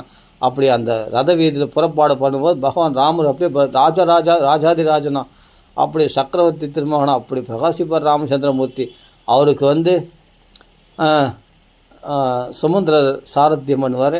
அப்போ லக்ஷ்மணர் கொடை பிடிப்பார், ஒரு கையால் சாமரம் வீசுவாராம். அப்போ பக்கத்தில் சாமரம் வீசுவாங்க எல்லாமே. அப்போ பரத சத்ருகுணர் வந்து என்னென்னா பாட்டி வீட்டுக்கு போயிட்டாங்கல்ல. இப்போ அவரெல்லாம் இருந்தாங்கன்னா ஒன்றும் அமக்கலமாக இருக்கும். ஒரு பக்கம் வந்து பரதன் சத்ருகுணன் சாமரம் வீசுவாங்க, லக்ஷ்மண சுவாமி கொடை பிடிப்பார், ராமர் வந்து அப்படி ரதத்தில் அப்படி ஜம்முன்னு வருவார். அப்படி ராமர் ராஜாதி ராஜனா அப்படின்னே வருது. பாகவத்தில் சொல்கிற ராஜாதி ராஜனாகிய ராமச்சந்திரமூர்த்தி அப்படின்னு வருது. 5ஆம் ஸ்கந்தத்தில் ஆஷ்ட சேனைகளோட கும்புருஷ வருஷத்தில் ஆஞ்சநேயர் புகழும் போது அவங்க சொல்கிறார் மகாராஜா அப்படின்னு பதம் வருது. அப்படியேப்பட்ட மகாராஜனா பிரகாசிப்பார் ராமச்சந்திரமூர்த்தி. அதனால் அது எப்படி இருக்கும் அந்த உற்சவத்தில், அந்த வீதி உற்சவத்தில் ராமரை பார்க்கும்போது எப்படின்னா அந்த ரதத்தை நவர விடலையா ஜனங்கள்லாம். அந்த ரதத்தில் அவர் வந்து அப்பா கூப்பிட்டாரு வர சொன்னேன், சுமந்திரர் வர சொன்னோடனே அந்த சுமந்திரர் ஆயுஷம் போகும்போது அந்த ஜனங்கள்லாம் அப்படி அவ்வளோ நெருக்கடி. அப்போ தான் சொல்கிறது அந்த ஸ்லோகம், எஞ்ச ராமேன பசியது எஸ்ச ராமேன பசியது. யார் ராமனை பார்க்கவில்லை, யார் ராமனால் பார்க்கப்படவில்லையோ அவனுடைய மனசே அவனை நிந்திக்கும். அப்போ உலகத்தில் எங்கே நிம்மதி கிடைக்கும். அப்போ ராமர் அவ்வளோ அழகாக இருப்பார். ராமர் கண்கொள்ளா காட்சி பார்த்துட்டே இருக்கலாம். சுறுசுறுனான கேசங்கள், அந்த கண் அழகுனா அவ்வளோ அழகாக இருக்கும். மூக்கு அழகு அப்படியாக இருக்கும். கன்னங்கள் பார்த்தா அவ்வளோ கதுகதுப்பான கன்னங்கள், அந்த சுறுசுறுலான கேசங்கள், அப்படி திரண்ட தோள்கள், ஆஜானுபாகு சரீரம். அப்போ அந்த வில்லும் கையுமாக அப்படி முதுகலை அம்பரை, அது கோதண்ட வாணியாக ராமர் பிரகாசிக்கும் போது எப்படியாப்பட்ட திவ்யமங்கல விக்கிரகம் இந்த பிரபுவுக்கு. அப்போ கண்கொள்ளா காட்சி பார்த்து சலிக்காது. இன்னும் கொஞ்சம் நேரம் பார்க்கலாமா? அதுதான் சுமந்திரரை பார்த்து மொல்லமாக ஓட்டும் ஐயா, ஏன் அவ்வளோ ஃபாஸ்ட்டாக போகிறேன், என்ன அவசரம், கொஞ்சம் மொல்லமாக தான் ஓட்டேன், என் பிரபு கொஞ்ச நேரம் நல்லா பார்க்கலாம். நம்ம டெய்லி தானே பார்க்குறீங்கன்னு. இல்லை கொஞ்ச நேரம் இரு, நல்லா பார்க்குறோம். அந்த பிரபுவை கோடி மன்மத லாவண்யனாக இருக்கக்கூடிய அந்த ராமச்சந்திரமூர்த்தியை இன்னும் கொஞ்ச நேரம் பார்க்கணும் போல் ஆசையாக இருக்கான்.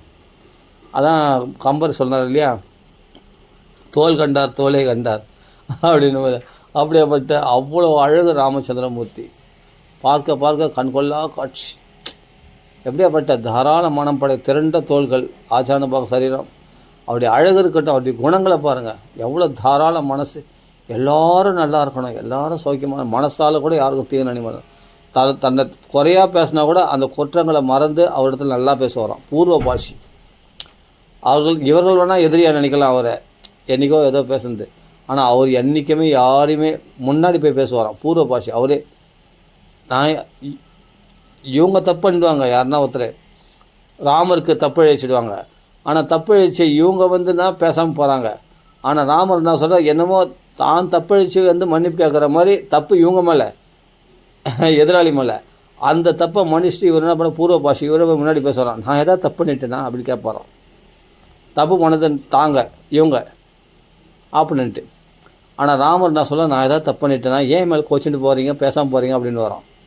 இல்லைப்பா நான் தான் தப்பு பண்ணிட்டேன், அது எப்படி உங்களுக்கு பேசுறதுன்னு சொல்லிட்டு நான் பேசாமல் போகிறேன். அப்படிலாம் நீங்கள் இருக்கக்கூடாது, நீங்கள் வாங்க, நீங்கள் ஆமாம் என்னோட சேர்ந்துங்க அப்படின்னு சொல்லிட்டு அன்பாக அவங்கள தோல் மேலே கை போட்டு அவங்களையும் நம்மளுடைய தன்னுடைய நண்பர்களாக்கி கொள்வாராம். அதுதான் ராமருடைய பூர்வ பாஷை. அப்படியேப்பட்ட மதுர பாஷை, பூர்வ பாஷை, ஸ்மித பாஷை, புன்சிரிப்போடு பேசுவாராம். பேசலாம் அதிர்ந்து பேச மாட்டாராம், மதுரமாக இருக்குமா. ஆனால் பார்த்தா கம்பீரமான குரல் உடையவர், ஆனால் மதுரமாக இருக்குமா பேசுறது. இன்னும் கொஞ்சம் நேரம் அவர் பேச்சு கேட்டு நேரில் போல ஆசையாக இருக்குமா. அப்படியேப்பட்ட ராமருடைய அளவோடு பேசுவார், அதிகமாக பேச மாட்டார். ஆனால் அவரை பற்றி பேசும்போது நம்ம அளவெல்லாம் பேசுகிறோம். ஏன்னா அப்படி ஆக்கிட்டு வர ராமச்சந்திரமூர்த்தி. அப்போது அவருடைய வீரதீர பராக்கிரமங்கள் எப்படியாப்பட்ட இமயமலையே தூக்கணவன் ராவணன் அவனெல்லாம் தூளாகிட்டார். ஒன்றும் இல்லை, ஆஞ்சநேய சுவாமி ஒரு பானம் போட்டார்னு அது என்ன பண்ணார், அந்த ராவணனுடைய சாரதியை அடிச்சிட்டார், குதிரையை அடிச்சிட்டார். அதுக்கு பிறகு அந்த தேரை உடைச்சிட்டார், அவனுடைய கவசத்தை உடைச்சிட்டார், அவனுடைய தலைகளை துடிச்சார். அந்த அஸ்திர சஸ்திரங்கள் எல்லாத்தையும் நாளை பண்ணி நிராயுதமான நிற்க வச்சிட்டார். இன்று போய் நாளை வா அப்படின்னு நினச்சார். ஏன்னா ஆஞ்சநேயர் தன்னை அடித்தாவோட ராமர் பொறுத்து பார்த்தார், பக்தனை அடித்தா பொறுத்துக்க மாட்டார். ஆஞ்சநேயர் அப்போ வந்து என்னென்னா இந்திரன் வந்து மாதளி அந்த தேரை அதை அனுப்பலை, சொர்க்கலோகத்தில் தேரை அனுப்ப சொல்லி தேவரெல்லாம் கம்பல் பண்ணதவோ அப்புறம் ரிஷிகள்லாம் சொன்ன பிறகு தான் அவன் கடைசியில் தேரை அனுப்பினான். அதுக்கு முன்னாடி தேரை அனுப்பலை. அப்போ யார் எப்படி சண்டை போட்டாருன்னா ஆஞ்சநேயர் மேலே ஏறி நின்று தான் ஆட்சி மேலே ஏறி உட்காந்து தான் சண்டை போட்டார். ஆஞ்சநேயர் ஒரு வாகனம், ஆஞ்சநேயர் மேலே ஏறி உட்காந்து தான் சண்டை போட்டாரான் ராமச்சந்திரமூர்த்தி ராவணன் கூட. அப்படி சண்டை போடும்போது தான் ஆஞ்சநேயர் மேலே பானத்தை அடிச்சிட்டான் யார், ராவணன். அந்த கோபம் தாங்க முடியாது தான் ராமர் தூளாகிட்டார். அடுத்த பகவான் நினச்சா ஒரு க்ஷணத்தில் அவன் ஒன்றுமே ரதங்கிறத ஒன்றுமே இல்லாமல் பண்ணிடுவார். ஆனால் சரி சும்மா கொஞ்ச நேரம் விளையாடுறாரு. இவர்களோட ஜெய விஜயந்திரில் ஜெயம் தானே இந்த ராவணன், அவரோட யுத்தம் பண்ணணும்னு ஆசைப்பட்டு தானே அவர்களுக்கு சாபத்துக்குள்ளாக்கினார். அது ராமனுடைய பகவான் நாராயணனுடைய திட்டம் தானே. அப்போ அந்த யுத்தம் பண்ணுறதுனால ராமருக்கு எதிரியாக இருந்து யுத்தம் பண்ணுறதுனால திருப்திப்படுத்துகிறாங்களாம் இந்த ஜெய விஜயர்கள். அதுதான் ராவணன் அந்த கைங்கரியம் பண்ணுறான். அதனால சண்டை ரொம்ப நேரம் சண்டை போடுறோம். அந்த யுத்தத்தினால ஒரு சந்தோஷம் ராமருக்கு. அப்போது ஆனால் நினச்சாருன்னா ஒரு க்ஷணத்தில் அவனை தூளாக்கிடுவார். ஆஞ்சநேயர் மேலே கை வச்சதுனால உடனே அடுத்த நிமிஷத்தில் மொத்தத்தையும் அடிச்சு ரதத்தெல்லாம் உடச்சி தூளாக்கி அப்போ நிராயுதமான நிற்க வச்சிட்டார். அது முன்னாடி ரொம்ப நேரம் சண்டை போட்டார். ரெண்டு பேரும் சண்டை போட்டால் அது யுத்த பிரியராக இருக்கக்கூடிய ராமச்சந்திரமூர்த்தி சும்மா கொஞ்ச நேரம் விளையாடினார். ஆனால் நினச்சாருன்னா அடுத்த க்ஷணத்தில் ஆஞ்சநேயர் மேலே கை வச்சிட்டா அடுத்த க்ஷணத்தில் நிராயுதமானே ஆகிட்டார். அவனை ரதத்தெல்லாம் உடைச்சிட்டார், குதிரைகள்லாம் அடிச்சிட்டார், தேராட்டிலாம் சாவடிச்சிட்டார், எல்லாரையும் முடிச்சிட்டார். அவன் கவசத்தெல்லாம் உடைச்சிட்டார், அவன் அஸ்திரங்கள் எல்லாம் சின்ன பின்னமாக்கிட்டார். நிராயுதமான நிற்க வச்சு அவனுக்குன்னு ஒன்றுமே இல்லைன்னும் போது அப்போ போய்ட்டு வா, இன்று போய் நாளை வா அப்படின்னு அனுப்பிச்சிட்டார். அப்போ தான் அவனை திட்டி அனுப்புகிறார் சில விஷயங்கள்லாம். அதாவது திறந்த வீட்டில் ஏதோ ஒன்று வரும்னு சொல்லுவாங்களே, அது மாதிரி நீ வந்து செய்தி அபகரிச்சுன்னு போனேன் நீச்சனே, போ புத்தி தெரிஞ்சு வா அப்படின்னு அவனுக்கு சான்ஸ் கொடுக்குறாரு. கிருஷ்ணர்லாம் பார்க்க மாட்டார், உடனே வதம் பண்ணுவார். ஆனால் ராமர் எல்லாரையும் பார்ப்பார். இதுதான் ராமருடைய குணம். தாடையை கூட அவர் ஸ்திரீயாச்சே அப்படின்னு ஒரு கிருணை, அப்படி ஒன்று ஒரு கிருணை பார்க்குறாரு. கிருணைனா கருணை பார்க்குறாரு. யாருக்கு? தாடைக்கு கூட ஒரு ஸ்திரீயாச்சே எப்படி அடிக்குதுன்னு சொல்லி ஃபஸ்ட்டு அவளை வந்து அவளுடைய கற்களை பொழிக்கிறாள் இல்லையா, அந்த கற்களை மட்டும்தான் தடுத்துறாரு. அப்புறமா அவளுடைய கைகளை துண்டிக்கிறார், அப்படியே தப்பிச்சு போயிடுவான்னு. அப்புறமா கால்களை துண்டிக்கிறார். அதுக்கப்புறம் தான் வேறு வழி இல்லாமல் தான் தாடையை வதம் பண்ணுறார். அவன் மாயையில் பலவிதமான கற்களை வர்ஷிக்கிறா, பலவிதமான அம்புகளை வர்ஷிக்கிறா, பலவிதமான மாயைகள்லாம் பண்ணுறாவோ. ராமரை முழுகிடா போல இருக்கு. அப்படி திறந்து வரா, வேறு வழி இல்லாமல் தான் வதம் பண்ண வேண்டியது. ஆனால் அவளை வதம் பண்ணுறதுக்கு ராமருக்கு விருப்பமே இல்லை. ஆனால் கிருஷ்ணாவதாரத்தில் அப்படி கிடையாது, முடிச்சுன்னா முடிச்சுடுவார். அப்போ அது என்ன செக்ஷனு, அது என்ன செக்ஷனில் போடணும், என்ன பண்ணணும், அதெல்லாம் அப்புறம் தீர்மானிச்சிக்கலாம். இதுதான் இவரே தனியாக ஒரு செக்ஷன் க்ரியேட் பண்ணிடுவார். அவள் தான் அந்த செக்ஷனில் அவளை போட்டு தரலனே முடிஞ்சு போச்சு அப்படின்ட்டுவார். கிருஷ்ணர் கதை வேறு. ஆனால் ராமர் பார்த்து தர்மம் தர்மம் தர்மம். ராமருடைய கதையில் பார்த்தா எல்லாமே தர்மம் தான். தர்மத்துக்கு மீறி எதுவும் நடக்கூடாது. கிருஷ்ணாவதாரம் அதெல்லாம் கிடையாது. முடிக்கணும்னு நினச்சா முடிச்சுடுவார். போதனையை முடிச்சுன்னு நினச்சா முடிச்சுடுவார். அதுதான் அது தப்பு. ஸ்திரீயை வதம் பண்ணது தப்பு, அதெல்லாம் அப்புறம் பார்த்துடலாம்.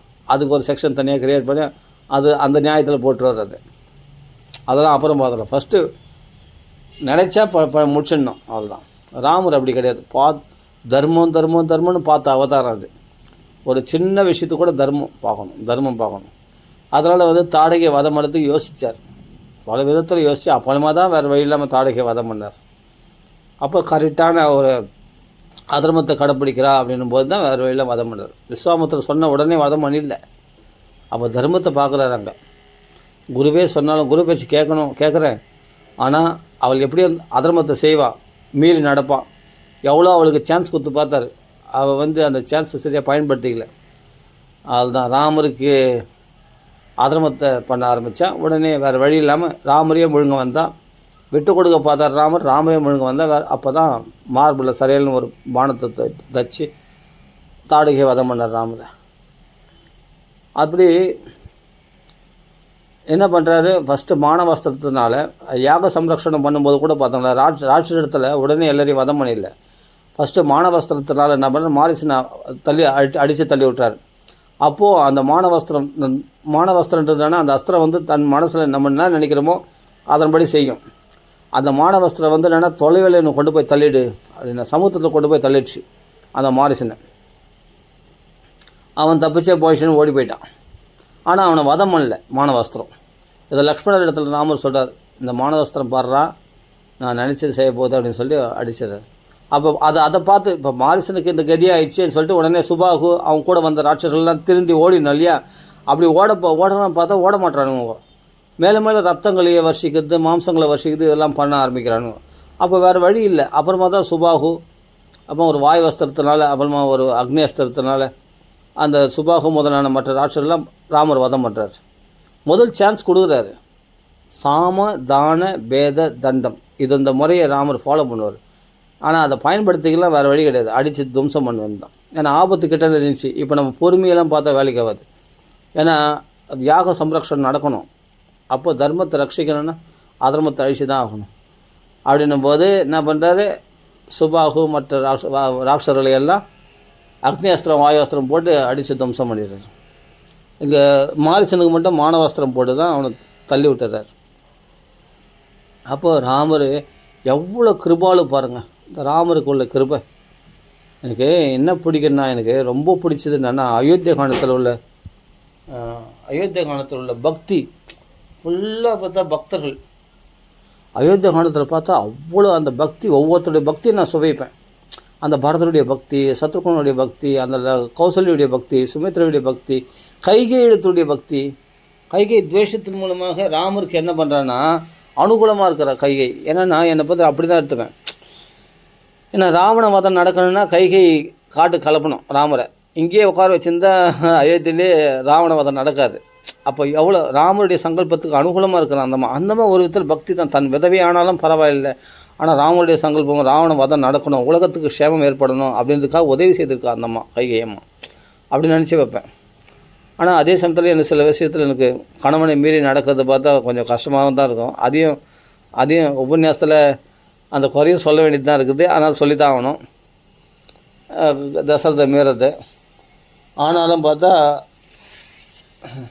சாரமான விஷயத்தை பார்த்தா அவள் அனுகூலமாக தான் இருக்கா ராமருக்கு அப்படின்னு தெரியுது. இதெல்லாம் தேவர்களால் மாற்றப்பட்ட புத்தி. இவளாக மாறலையா, தேவர்கள் அவர் புத்தியை மாற்றினாரலாம். அப்படி தான் ராமாயணத்தில் சொல்லப்படுது அயோத்திய காலத்துலேயே ஆரம்பத்தில்.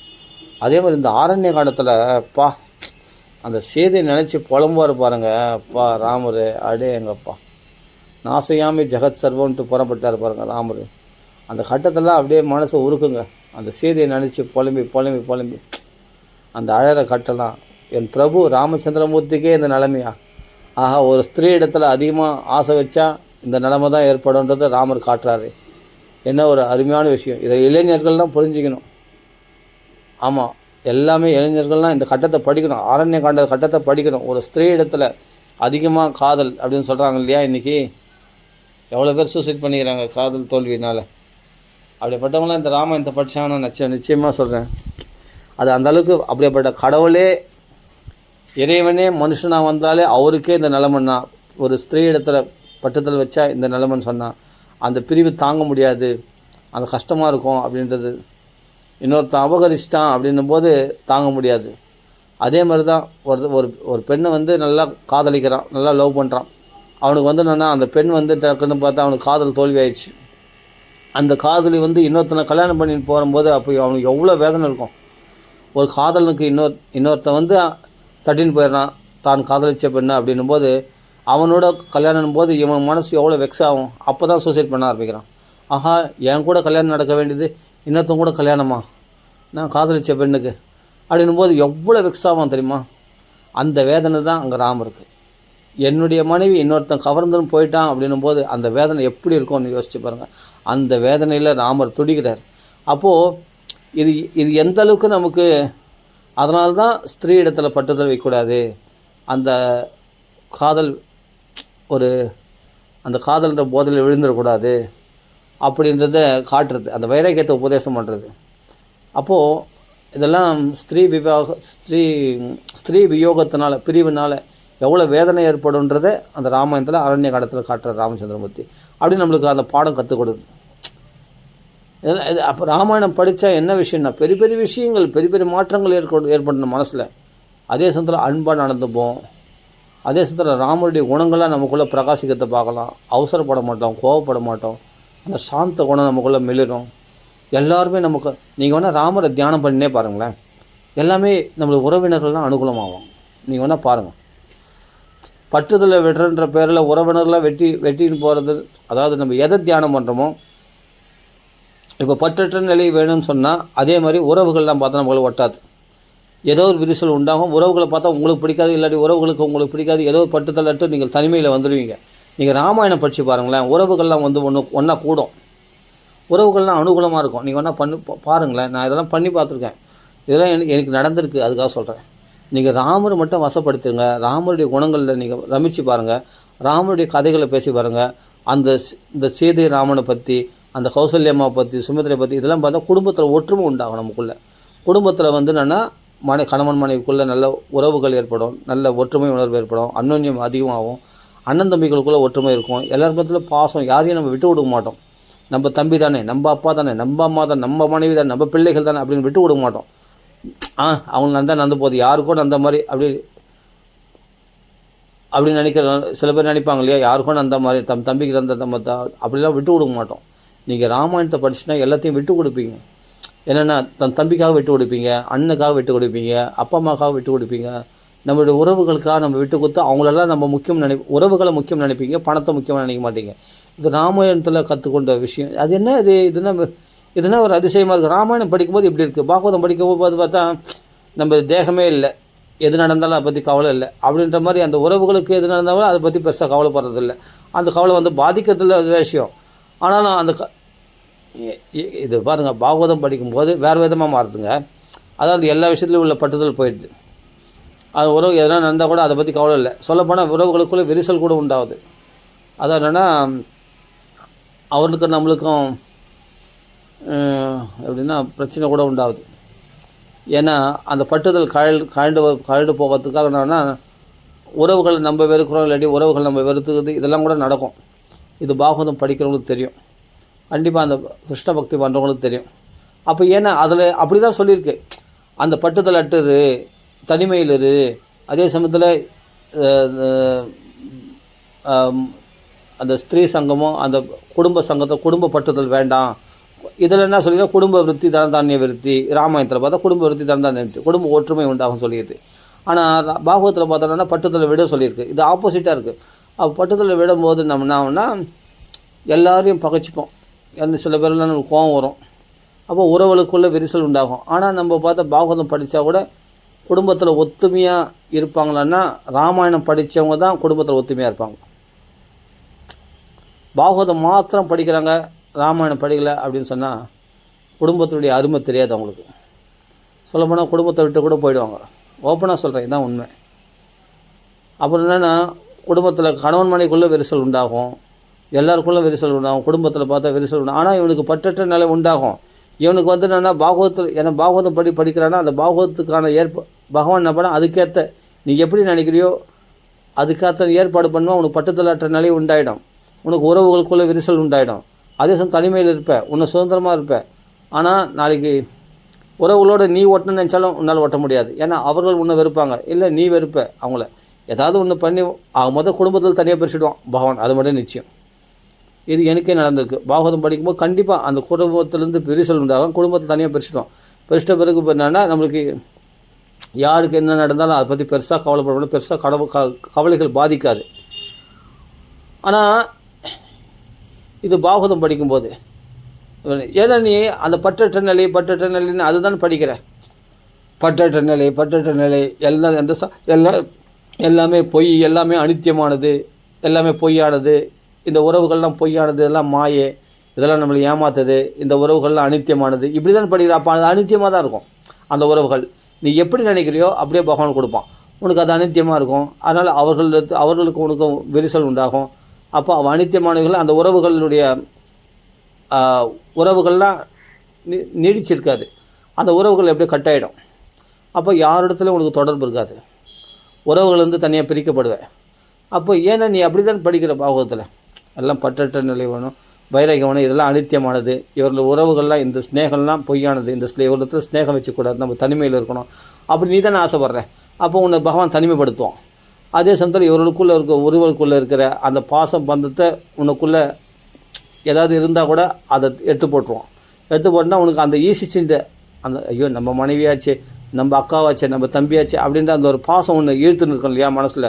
என்னதான் இருந்தாலும் அந்த உறவுகள் உள்ள பாசம் அது இருக்காது. அது வெற்று நிலையாக இருக்கும். அந்த பாசபந்தத்தில் ஒட்டாது. அவங்களுக்கு எதனா நடந்தால் கூட அதை பற்றி பெருசாக கவலைப்பட மாட்டேன் நீ. ஏன்னா நீ பாகவதம் படிக்கிற இல்லையா, அந்த பாகவதத்துக்கு தகுந்த மனப்பான்மை உனக்குள்ளே உண்டாகும். இதே ராமாயணம் படிக்கிறவங்களுக்கு நம்ம குழந்தை, நம்ம அப்பா, நம்ம அம்மா, நம்ம தம்பி, நம்ம அண்ணன் தங்கச்சி அப்படின்ற அந்த ஒற்றுமை உண்டாகும். அவர்கள் ஏதாவது தப்புனா கூட அதை விட்டு கொடுக்குற மனசு உண்டாகும். இது ராமாயணத்தில் உண்டாகும். அப்போ ராமாயணத்தில் பாகவத்துக்குள்ள வித்தியாசம் என்னென்னா, நீ வந்து என்ன உறவுகளை இதெல்லாம் அனித்தியமானது, இந்த உறவு இது இந்த ஜென்மத்தில் தான் இந்த உறவு, அடுத்த ஜென்மத்தில் இவங்க யாரோ எங்கேயோ ஆனால் அப்படின்னு நினைக்கும் போது இந்த உறவுகளுக்குள்ளே இருக்கிற அந்த பாச பந்தம் உனக்குள்ளே இருக்காது. அவர்களுக்கு எது நடந்தால் அதை பற்றி கவலைப்பட மாட்டீங்க. அவர்கள் சொல்லப்போனால் அவர்களை சுமையாக கூட நினைப்பீங்க. நம்மளை வந்து இந்த ஒரு சிக்கலில் நம்மளை மாட்டிருக்காமல் இருப்பாங்களா அப்படின்னு பார்ப்பேன். அந்த பொறுப்புகளை ஏற்றுக்க மாட்டீங்க. எப்படி அந்த குடும்ப பொறுப்புகளை ஏற்றுக்க மாட்டீங்க. பாகவதம் படிக்கிறவங்கள சொல்கிறேன், குடும்ப பொறுப்புகளை ஏற்றுக்க மாட்டாங்க. என்னென்னா இவர்களை எப்படியாவது கழட்டி விட முடியுமா அப்படி தான் நினைப்பாங்க. இது தப்புன்னு நான் சொல்ல வரல. கழட்டி விட முடியுமா தப்புன்னா இந்த பட்டுதல் எனக்கு வேண்டாம் அப்படின்னு அவங்க நினைக்கிறாங்க. அப்போது அந்த பற்றற்ற தன்மை உண்டாகும். அதே சமயத்தில் இவங்க காப்பாற்றுவது என் பொறுப்பு, இது என்னுடைய குடும்பம், இது என் பாசம் அப்படின்ற ஒரு அந்த ஆசை வந்து இவனுக்குள்ளே குறையத்தை பார்க்கலாம். பாகவதம் அதிகமாக படிக்கிறவங்க அந்த பாகவதத்தில் நல்லா ஆழ்ந்து போகிறவங்களுக்கு இந்த பற்றுதலற்ற தன்மை கொஞ்சம் கொஞ்சமாக அதிகமாகும். பற்றுதலற்ற தன்மை ரொம்ப ஆழ்ந்து போயிட்டாங்க பாகவத் குணங்கள் அப்படி இது பாகவத கதைகளில் அப்படின்னா இவங்களுக்குள்ள அந்த பற்றுதல் குறையத்தை பார்க்கலாம். முன்னாடி இருந்த பந்த பாசத்தில் போய் சிக்க மாட்டாங்க. அந்த பந்த பாசத்துலேருந்து வந்தால் விடுதலை அடைஞ்சிட்டாங்களே அப்படின்னா அந்த குடும்ப சூழ்நிலைகளை சிக்கலில் போய் அந்த பொறுப்புகளை ஏற்றுக்க மாட்டாங்க. அந்த சிக்கலில் போய் மாட்டிக்க மாட்டாங்க. அதே சமயம் இவங்க தனிமையாக இருக்கிறது தான் பார்ப்பாங்க. அதே சமயத்தில் இவங்க வந்து என்னென்னா பணத்துக்கும் ஆசைப்பட மாட்டாங்க, மற்ற எந்த விஷயத்தையும் ஆசைப்பட, உறவுகளுக்கும் ஆசைப்பட மாட்டாங்க. அதே சமயத்தில் உறவுகள் இவர்களை கட் பண்ணுவாங்க, இவங்க உறவுகளை வந்து வெளியே வந்துடுவாங்க. இதுதான் விஷயம். இப்போ நான் சுருக்கமாக சொல்லிட்டேன். இதில் வந்து அவங்கவுங்க அனுபவங்களில் பார்க்கலாம். உறவுகளில் கணவன் மனைவிக்குள்ளே கூட விரிசல் உண்டாகும். அப்போ பாகவதம் படித்தா இப்படிலாம் பிரச்சனை வருமானா? பிரச்சனை வரல. நீ எதை விரும்புகிற பற்றற்ற நிலை அதுதான், அதுக்கேற்ற ஏற்பாடு பகவான் பண்ணுறோம். அப்போ குடும்பங்களுக்குள்ளே ஒற்றுமை இருக்காது. குடும்பங்களுக்குள்ளே விரிசல் தான் இருக்கும். அப்போ நீ தனிமையாக இருக்கணும்னு விரும்புகிறல்ல, தனிமையாக தான் இருப்பேன். சத்சங்கத்துக்கு அந்த கிருஷ்ண பக்தருடைய சத்சங்கத்துக்கு போவா வருவேன் எல்லாம் பண்ணேன். ஆனால் குடும்பத்தில் பார்த்தா இவங்க மாம்சம் சாப்பிட்றாங்க, நான் மாம்சம் சாப்பிட மாட்டேன், நான் இஸ்கானுக்கு போகிறேன் அப்படின்னு என்ன பண்ணுவேன், எல்லாத்துலேருந்து பிரிஞ்சிருப்பேன். நிறைய விஷயத்தை நீ அவாய்ட் பண்ணுவேன். அந்த குணம் தன்னாலே இந்த பாகவதத்தில் தீவிரமாக போகிறவங்களுக்கு நான் சொல்கிறது உண்மையான பாகவத பக்தர்களுக்கு அவர்களுக்கு இது மாதிரி நேரிடும். கண்டிப்பாக இது மாதிரி சுச்சுவேஷன் நேரிட்டு அவர்கள் குடும்பத்திலிருந்து தனியாக பிரிக்கப்படுவார்கள். கண்டிப்பாக அவர்கள் குடும்பத்தில் ஒத்துமையாக இருக்க மாட்டாங்க. நல்லா புரிஞ்சுங்க, இது உண்மையாக தீவிரமாக பாகவதத்தில் படிக்கிறவங்க, பாகவத பக்தர்களாக இருக்கிறவங்க குடும்பத்தில் ஒற்றுமையாக இருக்க மாட்டாங்க. கணவன் மனைக்குள்ளே கூட விரிசல் உண்டாகும். ஆமாம், உண்மை. அப்பா அம்மாக்குள்ளே ஒட்டோடு பிரிஞ்சு வந்துடுவாங்க. யாரிடத்துல ஒட்டுறவு இருக்காது உங்களுக்கு. இதுதான் உண்மை. பாகவதம் படிக்கிறவங்களுக்கு இந்த மாதிரி சேஞ்சஸ் உண்டாகும். தீவிரமாக ஈடுபடுறவங்களுக்கு குடும்பத்தில் பட்டுதல் இருக்காது. யாருக்கும் ஏதாவது ஒரு பெரிய கஷ்டம் நடந்தால் கூட யாருக்கோ நடந்த மாதிரி நினச்சிருப்பாங்க உங்களுக்கு. அப்போ உலகத்துக்காக என்ன பண்ணுவாங்க, சரி வேறு வழி இல்லை, அவங்களுக்கு கவலைப்படலைன்னா உலகம் என்ன சொல்லுமோன்னு கவலைப்படுவாங்களே தவிர உண்மையான பாசம் பந்தம் அவங்களுக்கு இருக்காது. அது தப்பான்னு கேட்டால் தப்புன்னு சொல்ல முடியாது. ஏன்னா இவங்க பகவான் அந்த அந்த பட்டுதலை பகவான் நீக்கிட்ட பிறகு அவன் பட்டுதலோடு இருக்கணும்னா எப்படி இருக்க முடியாது. ஆன்மீக பிரகாரம் பார்த்தா அது கரெக்டு, பாகவத தன்மையில் பார்த்தா அந்த உறவுகள்லேருந்து பிரிஞ்சிருக்கிறது. ஆனால் பௌதிக பிரகாரம் பார்த்தா பல பேர் தப்பாக தான் நினைப்பாங்க. பற்றியா கொஞ்சம் கூட பட்டு பாசம் இல்லாமல் ஒரு அண்ணன் தம்பி கூட பார்க்காம வேற கல்லாமல் பாரு, கொஞ்சம் கூட வந்து கவனிக்க மாட்டான் பார், கொஞ்சம் கூட பார்த்துக்க மாட்டான் பார், ஒரு பொறுப்பேற்றுக்க மாட்டான் பார், ஒரு அழுக்காக இருக்கிறான் பார், அக்கடான்னு இருக்கான் பார், கொஞ்சம் கூட ஒரு எந்த ஒரு பொறுப்பும் எடுத்துக்க மாட்டான், எந்த செலவும் செய்ய மாட்டான், எதுவும் பண்ண மாட்டான் பார் அப்படின்னு அவனை நிந்திப்பாங்க அந்த பாகவதனை. ஆனால் அந்த பாகவதனுக்கு தெரியும், என்னமோ தெரில எனக்கு பெருசாக அந்த ஒன்றும் இல்லை. ஒரு அப்பா செத்த கூட பெருசாக கவலைப்பட மாட்டான். என்னடா அப்பா செத்த கவலைப்படுவாங்க, எல்லோரும் கவலைப்படுவாங்க. ஆனால் அது பெருசாக அவனுக்கு வந்து பாதிக்காது. ஏன்னா அந்தளவுக்கு பக்குவம் ஆயிடுச்சுன்னா, ஆமாம் பாகவதத்தில் தீவிரமாக ஈடுபடுறவங்களுக்கு இந்த பக்குவம் ஏற்பட்டோம். அந்த பாசம் வந்து அவங்கள இப்போ ஒரு அப்பா செத்துட்டாருன்னா அந்த அப்பாவோ அம்மாவை செத்துட்டாருன்னா பெற்றவங்க செத்துனா கண்டிப்பாக ஒரு வருஷம் தாக்கமாக இருக்கும். அது 1 வருஷம் 2 வருஷம் அந்த தாக்கத்துலேயே இருக்கும். ஐயோ அப்பா அம்மா நம்ம விட்டு போயிட்டாங்களே, அந்த கவலை பயங்கரமாக வந்து பாதிக்க வந்துருக்கவங்களுக்கு. அதனால இன்னும் பக்குவம் அடையாது. இந்த பாகவதத்தில் தீவிரமாக ஈடுபடுறவங்களுக்கு கண்டிப்பாக அந்த சமயத்தில் கவலையாக இருந்தாலும் அடுத்த நிமிஷம் அதை ஈஸியாக அவங்களால சீக்கிரமாக அந்த பந்தபாசத்தில் வெளியே வந்துட முடியும், அந்த பட்டத்தில் விட்டுற முடியும். அவங்களுக்கு அந்த பலம் பகவான் கொடுத்துட்றான் பாகவதத்தில். அப்போ எவ்வளோ பெரிய நெருங்கிய ரிலேஷன்ஷிப்பாக இருந்தாலும் அவரை விட்டு பிரிஞ்சு இருக்க முடியும் அவங்களால. அந்த சாமர்த்தியம் பாகவதத்தில் கட்சிடும். நல்லா புரிஞ்சுங்க, பாகவதம் படிக்கிறவங்களுக்கு அதுவும் தீவிரமாக படிக்கிறவங்களுக்கு ஈஸியாக பந்தபாசத்துலேருந்து வெளியே வந்துட முடியும். அதே சமயத்தில் எந்த பொறுப்புகளும் எடுத்துக்க மாட்டாங்க. அதே சமயத்தில் எதுக்கும் அவங்க வந்து என்னென்னா கலங்க மாட்டாங்க. எந்த உறவுகள் தன்னை பிரிஞ்சு போனால் கவலைப்பட மாட்டாங்க. அதே சமயத்தில் அப்படியே கவலைப்படுற மாதிரி இருந்தால் ஊர் உலகத்துக்காக கவலைப்படுவாங்களே தவிர உண்மையிலே அந்த பாசத்தினால பலவந்தப்படுத்தப்பட்டு அந்த பாசபந்தத்துக்கு அடிமையாக மாட்டாங்க. இதுதான் பாகவதம் படிக்கிறவங்களுடைய அந்த மனப்பான்மை. ஆனால் ராமாயணம் படிக்கிறவங்க எப்படி இருப்பாங்கன்னா விட்டு கொடுக்கவே மாட்டாங்க உறவுகளை. என்னுடைய தாய், என்னுடைய அம்மா எதுவும்.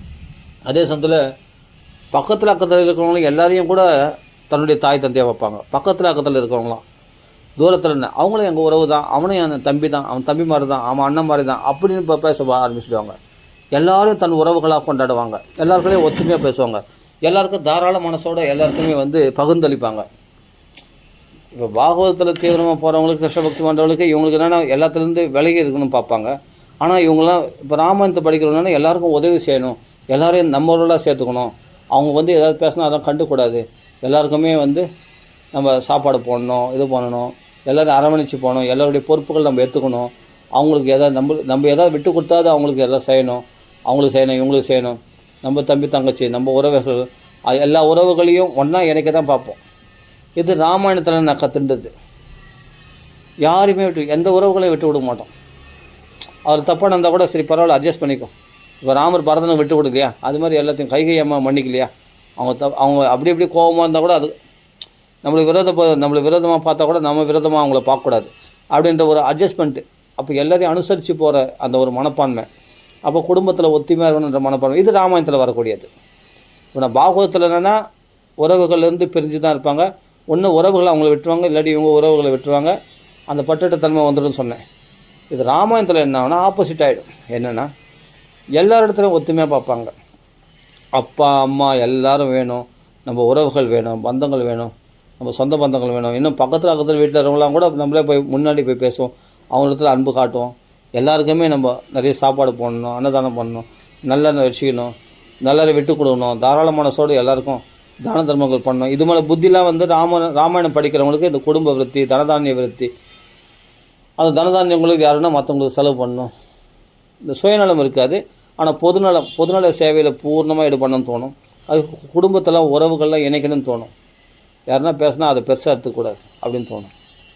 அப்போ என்ன, நம்ம ஏற்கனவே இந்த எதாவது ராமாயணம் நல்லா தீவிரமாக படிக்கிறோம், ராமாயணத்தில் மும்முரமாக போகிறவங்களுக்கு எதாவது ஒரு கெட்ட வார்த்தை கூட தப்பான வார்த்தைகளோட உறவுகளுக்குள்ளே பேசக்கூடாது, கலகம் உண்டாகக்கூடாது அப்படின்னு எல்லாரையும் அரவணைச்சு போகணும் அப்படின்ற ஒரு எண்ணம் உண்டாகும். இது ராமாயணத்தில் பார்க்கலாம்.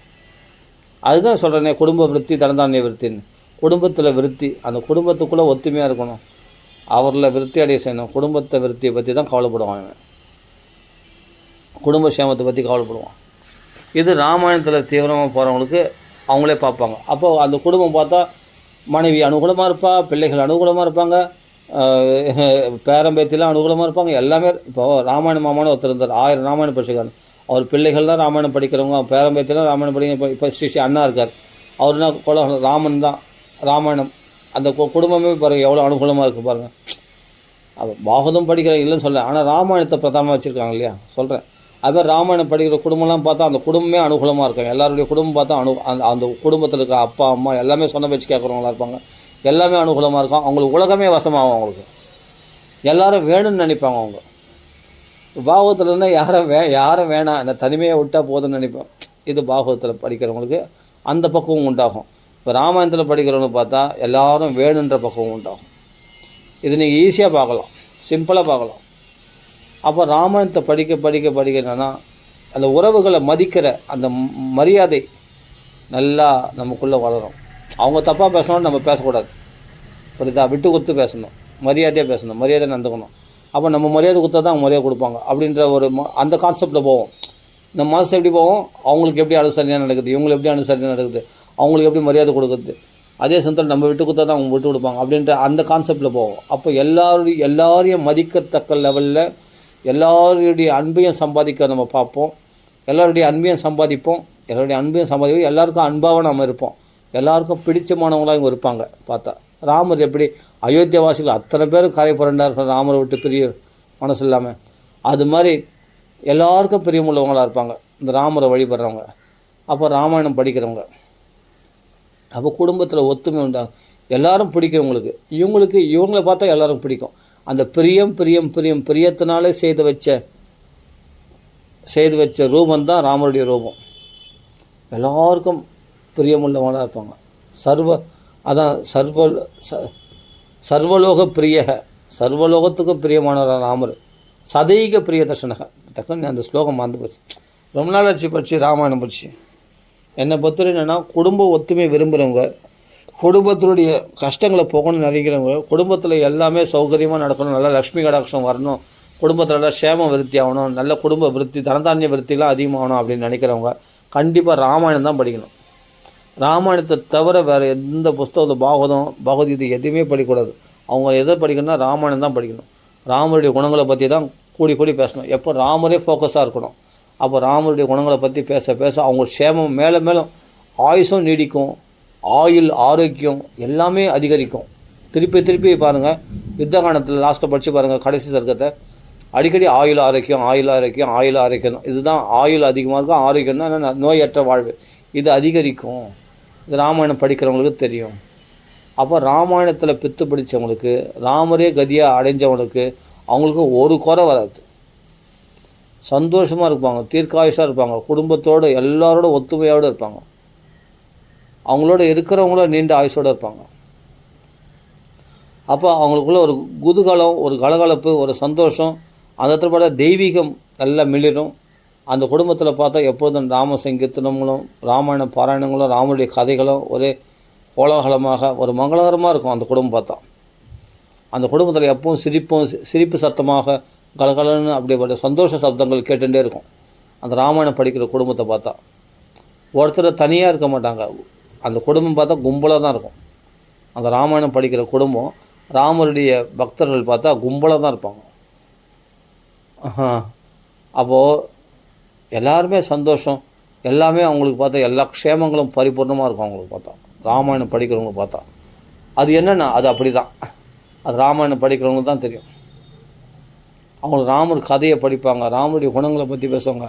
அப்போ ராமர் பற்றி கஷ்டப்பட்டது அந்த ஜடாயு இன்னும் கொஞ்ச நேரம் பேசேன் ராமர் அப்படின்னா அந்த ஜடாயு ராமர் மடியிலே உயிரை சாய்ச்சிடுச்சு. ஆஹா ராமா கவலைப்படாத, தெற்கு திக்கில் நல்லா அபிஜித் முகூர்த்தத்தில் தான் அவன் எடுத்து போய் கடத்தியும் போயிருக்கான். கண்டிப்பாக சீதை கிடைச்சிடுவான், எழுந்த பொருள் மீண்டும் கிடைச்சிடும், கவலைப்படாத, உனக்கு மங்களம் உண்டாகும். ஆனால் அவன் விஸ்வவசுடைய புத்திரன் ராவணன் பேர் அப்படின்னு சொல்லி அதுக்கப்புறம் அவன் எங்கே இருக்கான்னா எதுவும் விசாரிச்சுக்குள்ளே அதுக்குள்ளே தலையை சாய்ச்சிட்டார் யார், ஜடாயு. அந்த ஜடாயுக்கும் பிரம்மவேத சம்ஸ்காரம் பண்ணி அப்போது தபஸ் பண்ணவங்களாம் எந்த லோகத்தை அடைவாங்களோ.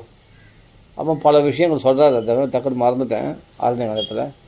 அப்படி புண்ணிய லோகங்கள் தான தர்மங்கள்லாம் பண்ணால் எந்த புண்ணிய லோகங்களோ, தபஸ்விகள்லாம் தபஸ் பண்ண எந்த புண்ணிய லோகங்களோ, அதே சமயத்தில் அப்பா அம்மா தர்மங்களை செவனே கடைப்பிடிக்கிற எந்த புண்ணிய லோகங்களோ அந்த லோகத்தை நீ அடைவாய் அப்படின்ட்டு கிரமமுக்தியை கொடுக்குறார். ஜடாயுக்கு மோட்சம் அளிக்கிறார் ராமச்சந்திரமூர்த்தியை கையாலே. ராமமூர்த்தி கையாலே சம்ஸ்காரம் பண்ணி வைக்கிறார் ஜடாயுக்கு. அந்த ஜடாயு மோட்சம் ரொம்ப அருமையாக இருக்கும் அதெல்லாம் படிக்கும்போது.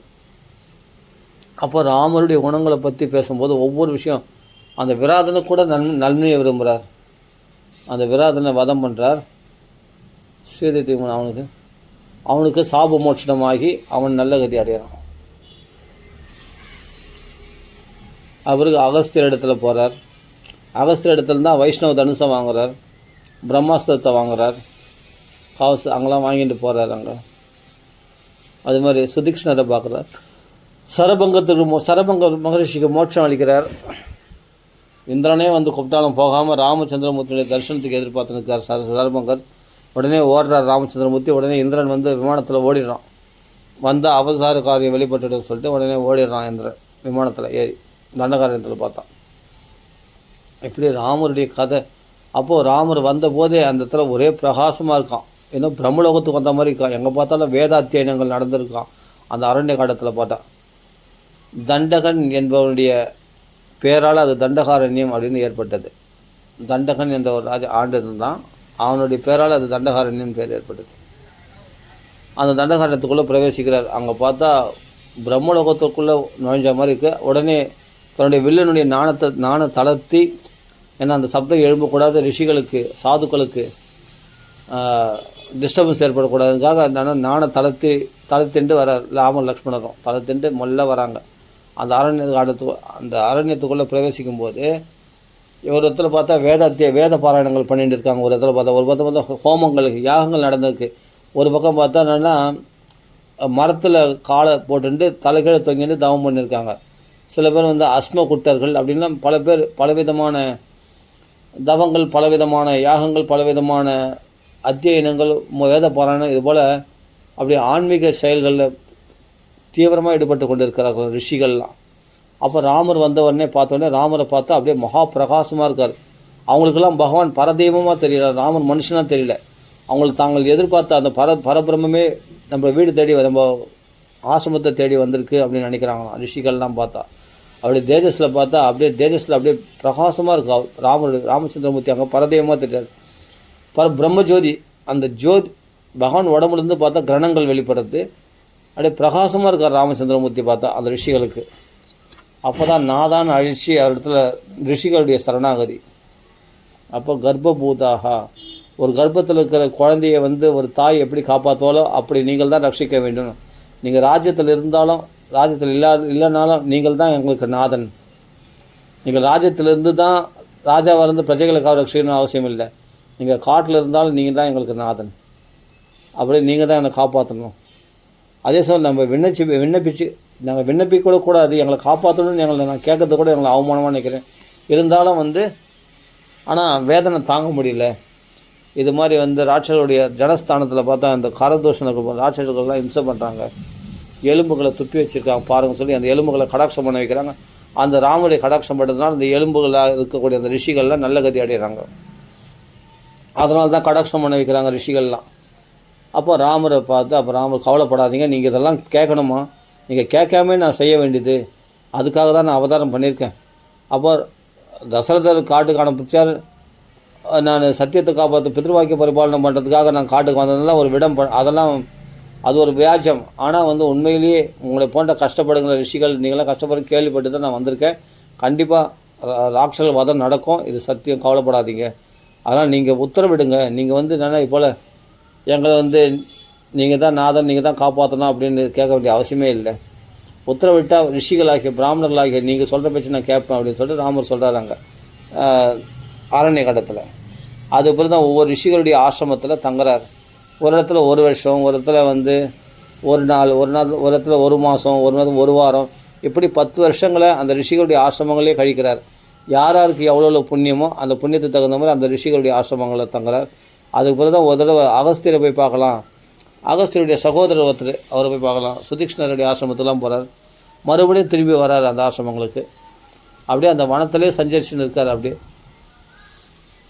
10 வருஷம் அந்த வனத்திலே கழிக்கிறார். அப்போது ராமன், லக்ஷ்மணன், சீதை அவர்களுக்கு சேவை செய்கிற பாக்கியம் அந்த ரிஷிகளுக்கு கிடைக்குது. ரிஷிகளுக்கு இவர்கள் சேவை செய்கிறார்கள். இப்படி அந்யோன்யமாக இருக்கிறார்கள். எங்கே பார்த்தாலும் ரிஷிகள் கூட்டம் அந்த காரணத்தில். அதெல்லாம் படிக்கும்போது அந்த கடலாம், அந்த ஆரண்ய காண்டத்தை படிக்கும்போது அவ்வளோ சுவாரஸ்யமாக இருக்கும், நல்லாயிருக்கும் அந்த கட்டங்கள்லாம் பார்த்தா. அந்த ராமருடைய குணங்களை பார்த்தா ஒரு இடத்துல பார்த்தா வைஷ்ணவன சங்காசம் குபேரம் போல் தோன்றாராம் சுமந்திரருக்கு பார்த்தா. அப்படிப்பட்ட வைஷ்ணவன சங்காசம் தாங்க. குபேரன் போல் நல்லா அப்படி ராஜபோகத்தோடு பிரகாசமாக இருக்காராம் பார்த்தா. அப்படி ஒரு இடத்துல பார்த்து கந்தர்வராஜ பிரதிமாக அப்படின்னு மாந்தூள் மாறுவரி ஒடுத்து அந்த ராஜா வேஷங்கள்லாம் கிரீடங்கள், குண்டலங்கள், கவசங்கள் இவெல்லாம் கழட்டிட்ட பிறகு பார்த்தா மாந்தூள் மறுபடி உடுத்துன்னு அப்படி இருக்கும்போது பார்த்தா எப்படின்னா கந்தர்வராஜன் போல் அது ஒரு அந்த வேஷத்தும் ராமருக்கு பொருத்தமாக இருக்குதான். மகாராஜனாக சக்கரவர்த்தி திருமகனாக மகாராஜனாக பார்க்கும்போது ராஜாதி ராஜனாக பார்த்தா அசகாயேஸ்வரனாக நல்ல ஆச்சான பாகவா கிரீட குண்டலங்களோட கவசங்கள்லாம் அணிந்து வில்லும் கையுமா அப்படியே பயங்கரமான வீரனாக மகாராஜாவாக பார்க்கும்போது ராஜாவாக நல்லா அழகாக இருக்கார் பார்க்குறது ராமச்சந்திரமூர்த்தி. அதே சமயத்தில் மாந்தோல் மறுபடி எடுத்துன்னு பார்த்தா கந்தர்வராஜ பிரதிமகா கந்தர்வராஜனாகிய அந்த சித்திராங்கனை போல் அவ்வளோ அழகாக இருக்காரான் ராமச்சந்திரமூர்த்தி பார்த்தா. ரிஷிகள் வேஷத்தில் பார்த்தா ரிஷி மாதிரி அவ்வளோ அழகாக இருக்காரான் பார்த்தா. ஒரு இடத்துல பார்த்தா ஒரு இந்த ஜடா மண்டலத்தோடு பார்க்கும்போது என்ன சிவபெருமானே பார்க்குற மாதிரி இருக்குதான் இவரை பார்த்தா. அப்போ நந்திகேஸ்வரரோட பார்வதியோட சிவபெருமான் வெளியே வர மாதிரி இருக்குதான். அந்த மந்தாகினி நதியிலேருந்து வெளியே வரும்போது பார்த்தா ராம லக்ஷ்மணனுக்கு ஸ்நானம் பண்ணிட்டு வரும்போது பார்த்தா. அப்போ சீதையை பார்த்தா பார்வதி மாதிரி இருந்தால் சிவபெருமான் இது ராமர் பார்த்தா சிவபெருமான் போல தோன்றதா, சீதையை பார்த்தா பார்வதி போல தோன்றதா, நந்திகேஸ்வரர் போல லக்ஷ்மணன் பார்த்தா நந்திகேஸ்வரர் போல தோன்றதான். அந்த சிவன் நந்திகேஸ்வரோட வர மாதிரி இருக்கான் பார்க்கறது. அப்போ ஒரு இடத்துல பார்த்தா சாக்ஷாத் நாராயணனே அப்படின்னு தோன்றான். யார் ராமனுக்கு, கும்பகர்ணனுக்குலாம் பார்த்தா நாராயணனே தோன்ற மாதிரி சங்க சக்கர அதாவது 2 கைகள் உள்ளவரை தான். ஆனால் பார்த்தா ஆஜானு பாகம் இவருடைய கம்பீரத்தை பார்த்தா நாராயணனே அந்த வில்லுங்க சாரங்க தனுசை ஏந்தி வந்த மாதிரி இதுதான் பார்க்கறதுக்கு கோதண்ட பாணியா ராமரை பார்க்கறதுக்கு.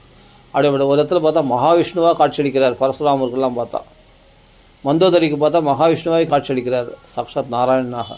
அப்படி நீ எப்படி பார்க்குறியோ ராமரை அப்படி காட்சியளிப்பார். ஒரு இடத்துல பார்த்தா நரசிம்மம் குகையிலேருந்து வெளியே வரக்கூடிய சிம்மம் போல் காணப்படுறதான் சில பேருக்கு பார்த்தா. லக்ஷ்மணருக்கு பார்த்தா அங்கே சொல்கிறார் சிம்மம் குகையிலேருந்து வெளிப்படுது. இப்போ ராவணன் வதத்துக்காக கிளம்புறாரு. கைகை அம்மா கூப்பிட்டாங்கன்னு சொல்லிட்டு சுமந்திர ஆயுஷம் போகிறாரு அந்த சத்தில் பார்த்தா. அப்போ ராமர் வராரு. அந்த ராமரை பார்க்கும்போது பார்த்தா சிம்மம் வெளிப்படுற மாதிரி இருக்குதான், குகையிலேருந்து சிம்மம் வெளியே வர மாதிரி இருக்குதான். அந்த சீதையுடைய அரண்மனையிலேருந்து ராமர் வெளியே வர்றது.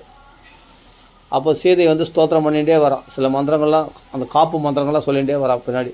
ஆனால் அவர் எவ்வளோ எந்த எல்லைக்கு வரைக்கும் வரணுமோ அந்த எல்லைக்கு வரையும் வரான் அந்த வீட்டில் அந்த அரண்மனையில். அது பிறகு லக்ஷ்மணர் தான் ஆயுஷம் போகிறார் ராமரை. அந்த தேரில் கைலாக கொடுத்து ஏற்றுறாரு, சுமந்திரர் ஏற்றுறாரு. அது பிறகு தேரை நகர்த்துறாரு. அப்போ எப்படி இருக்காரு, சிம்மம் இப்போ கிளம்பு தான். என்ன நரசிம்மனா இங்கே சொல்கிறாரு, இங்கே நரசிம்மையோ அப்படின்ட்டு வால்மீகி நினைக்கிறார். நரசிம்ம அவதாரம் பூர்வ அவதாரம்.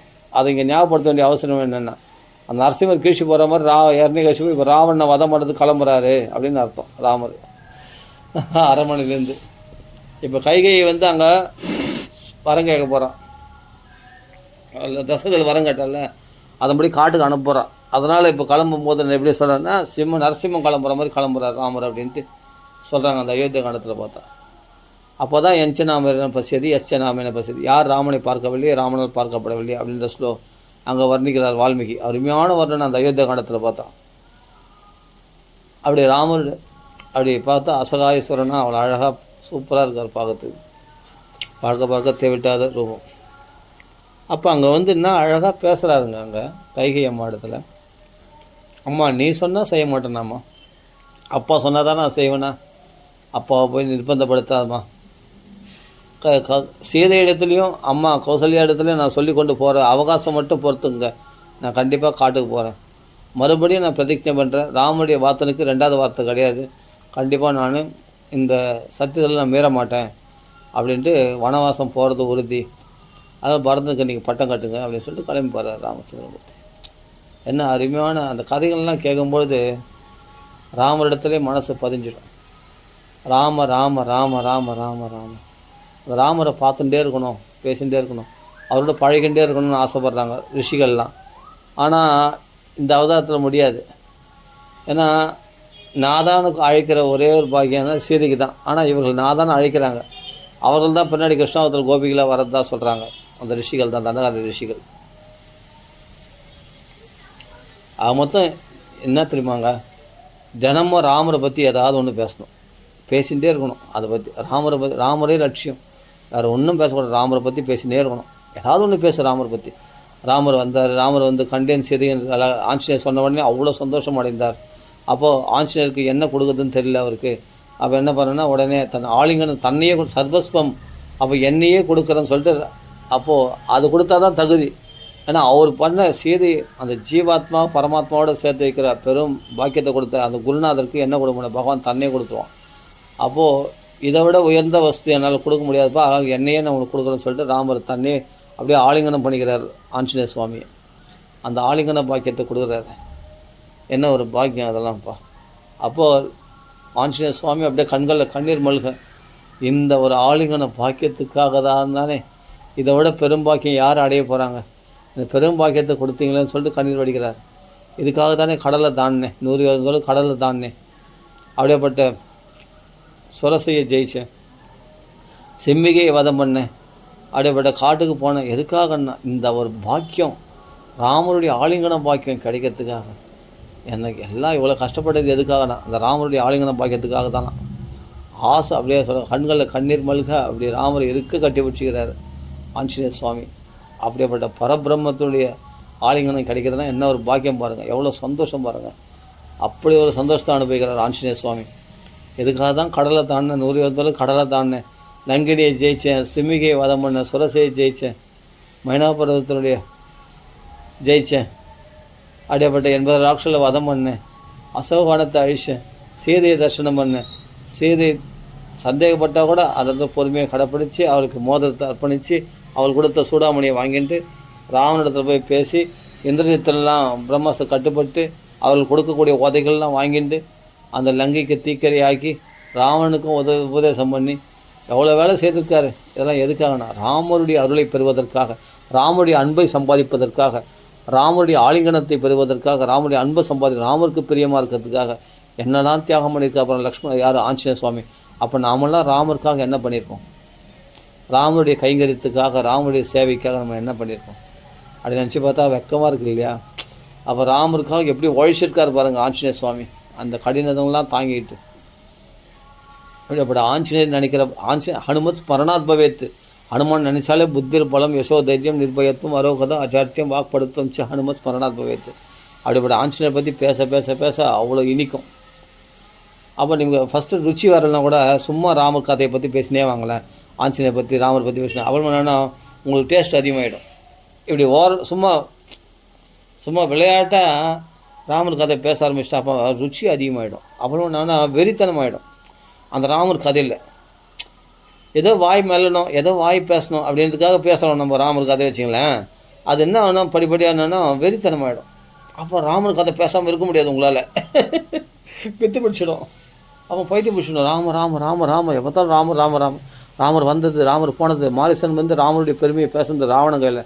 அப்போ அவர் மேலே அநியாயம் இருக்காது. அவர் எப்படிப்பட்டவர், அவருடைய பானத்தை தச்சதுலேருந்து அணிலிருந்து ராம நாமத்தை கண்டா பீதி எனக்கு. ராமர் மரத்துக்கு ராம விரக்ஷே ராமரே தெரிகிறார் கோதண்டபாணியா. அந்த ராமன் நினைவாகவே இருக்கேன் நான். அப்படின்னா என்ன ஒரு பாக்கியம் பாருங்கள் மாரிசனுக்கு.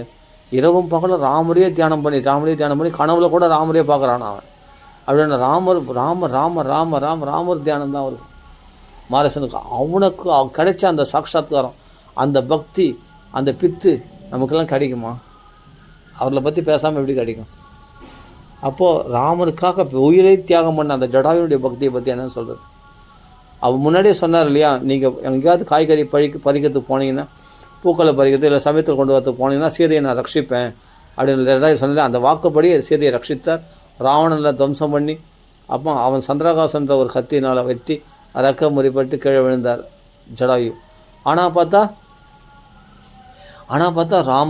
ராமருக்காக பிராண தியாகம் பண்ண பாக்கியம் கிடச்சிதேன்னு சொல்லிட்டு ராமன் அப்படியே உயிர் போகிற நிலையில் கூட ராமநாமத்தை சொல்லிகிட்டே இருக்கார். அப்போ தான் ராமர் வந்து இது ராட்சசம் விழுந்திருக்கான் அப்படின்னு. அப்பா ஏற்கனவே ராவணனே என்னை கொண்டுட்டான், நீ வேறு பானத்தினால என்னை வதம் பண்ணாதப்பா அப்படின்னு சொன்னோடனே, ஆஹா யார் இது, ஜடாயு, ஜடாயுவே நீங்களா அப்படின்னு சொல்லிட்டு ஆச்சரியப்பட்டு ராமர் அவனை தூக்கி அந்த ஜடாயுவை தூக்கி, என்ன ராட்சசன் இல்லைப்பா, நான் ஜடாயு தான்ப்பா, ராவனிடத்தில் எவ்வளோ போராடின என்னால் காப்பாற்ற முடியல, அவன் கத்தியால் என்னை வெட்டிட்டான், ஆனால் கவலைப்படாத, இழந்த பொருள் மறுபடியும் பெற்றுக்கொள்வேன், அவள் அபிஜித் முகூர்த்தத்தில் போயிருக்கா, கண்டிப்பாக திரும்பி வந்துடுவான், சீக்கிரமாக கடிச்சிடுவான், கவலைப்படாத, நீ முயற்சி பண்ண, உன் முயற்சி வீணாகாது அப்படின்னு சொல்கிறார். அப்புறமா பிராண தியாகம் பண்ணுறாரு. அப்போ ஜடாயு சொல்லேன்ட்டு அந்த ஜடாயு பிடிச்சி கதறி புரள்றாரு. புரந்து அந்த ஜடாயு வந்து அந்த இடத்துல புலம்புறாரு பாருங்கள். தசரதர் இறந்த பிறகு கூட அந்தளவுக்கு துக்கப்படலையாம், ஆனால் ஜடாயு இறந்த பிறகு ரொம்ப துக்கப்பட்டாராம் அவர். அப்போ நான் ஜடாயுவே உங்களால் எனக்கு பெரிய ஆறுதல் கிடைச்சிது பாடுறா, என்னுடைய ராமாவதார காலத்தில் அவர் சொல்கிறாரு, நம்மளாம் இந்த அதிசயத்தெல்லாம் பார்க்குறோம் பற்றியா, ஒரு பறவைகள்லாம் கூட பார்த்தியா நமக்கெல்லாம் உதவி பண்ணுறது பற்றியா, இவைகளுக்குள்ள நல்ல குணங்களை பார்த்தியா, அந்த பறவைகளுக்குள்ளெலாம் கூட நம்மளுக்கு எவ்வளோ இந்த திரேதா யுகத்தில் நல்லா அறிவுபூர்வமாக வேலை நம்மளுக்கு ஹெல்ப் பண்ணுறது பற்றியா, உதவி செய்கிறது பற்றியா அப்படின்னு ஆச்சரியப்பட்டு லக்ஷ்மணர்களை சொல்கிறார். அந்த ஜடாயுடைய பெருமைகளை சொல்கிறார். ஜடாயு தன்னை இன்ட்ரடியூஸ் பண்ணிக்கும் போது அந்த பிரம்மதேவர் நாராயணத்துலேருந்து பிரம்மதேவர் வந்தார் அப்படின்னு அந்த இதில் வந்தது, அந்த கஷ்யபருக்கு வந்து வினதைக்கு அப்படியே அந்த வம்ச பரம்பரையே சொல்கிறார். அப்படியே ஃபுல்லாக தன்னுடைய பரம்பரையே சொல்கிறார். ஜடாயுலாம் சாதாரண பறவை கிடையாது, எல்லாமே தெய்வீக சக்தி வாய்ந்தது எல்லாமே.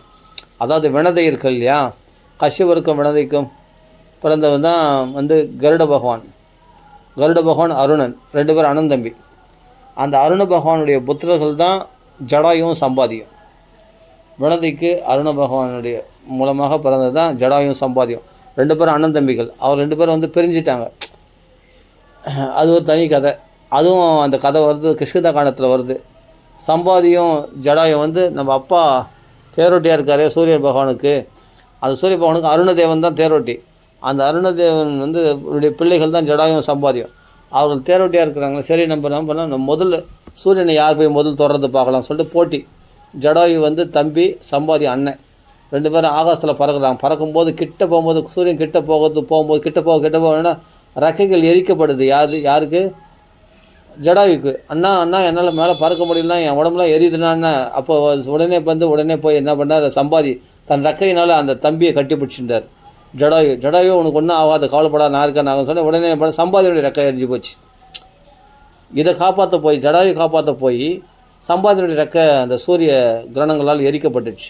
எரிக்கப்பட்ட உடனே ஆஹா, அப்படியே ஜடாயு தப்பிச்சு தண்டகாரத்தில் கீழே விழுந்தார். சம்பாதி வந்து ரெக்கை எரிஞ்சு போய் கீழே போய் அந்த நிசாகர மகரிஷியுடைய ஆசிரமத்தில் போய் விழுந்துட்டார். அப்போ நிசாகர மகரிஷி பார்க்குறாரு அந்த சம்பாதியை. பார்த்த உடனே, நீ யார்? நீ வினதையினுடைய புத்திரன் இல்லை, அருண பகவானுடைய புத்திரன் அல்லவா நீ? ஆஹா, நீ சம்பாதி அல்லவா நீ? ஆமாம், உனக்கு எப்படி நடந்ததுன்னு நடந்த விஷயத்தை சொன்னார். இப்போ சூரியனுடைய கணங்களாக ரெக்கை எரிக்கப்பட்டிருக்காங்க. அப்போ கவலைப்படாத, உன் ரெக்கை முளைக்கிறதுக்கான வழி எனக்கு தெரியும், நான் உடனே உன் ரெக்கையை முளைக்க வைக்க முடியும். ஆனால் உன்னால் ஒரு காரியம் நடக்க வேண்டியது இருக்குது. அதாவது இந்த பக்கம் தெற்கத்துக்கு போகக்கூடிய வானர்கள்லாம் வந்து நீ ஒரு வாக்கைங்கரியம் பண்ணணும். அவர்களுக்கு நீ வாக்கைங்கரியம் இந்த இடத்துல சீதை வந்து லங்கையில் இருக்கான்னு நீ சொன்னா அவர்கள் சீதையை கண்டுபிடிக்கிட்டு போவாங்க. அப்படி போனோன்னா உனக்கு ரெக்கை தன்னாலே முளைக்கும். அப்படி நீ வாக்கைங்கரியம் பண்ணால் அப்படி உனக்கு ஒரு வரம் கொடுக்குறேன் அப்படின்னு நிசாகர ரிஷி சொல்கிறார். அந்த நிசாகர ரிஷி சொன்ன உடனே, சரி இப்போவே ரெக்கையை முளைக்க வைக்கலாமே, இப்போ ரெக்கை முளைச்சி வச்சா நீ சபல புத்தியில் நீ பறந்து போயிடுவேன். அப்புறமா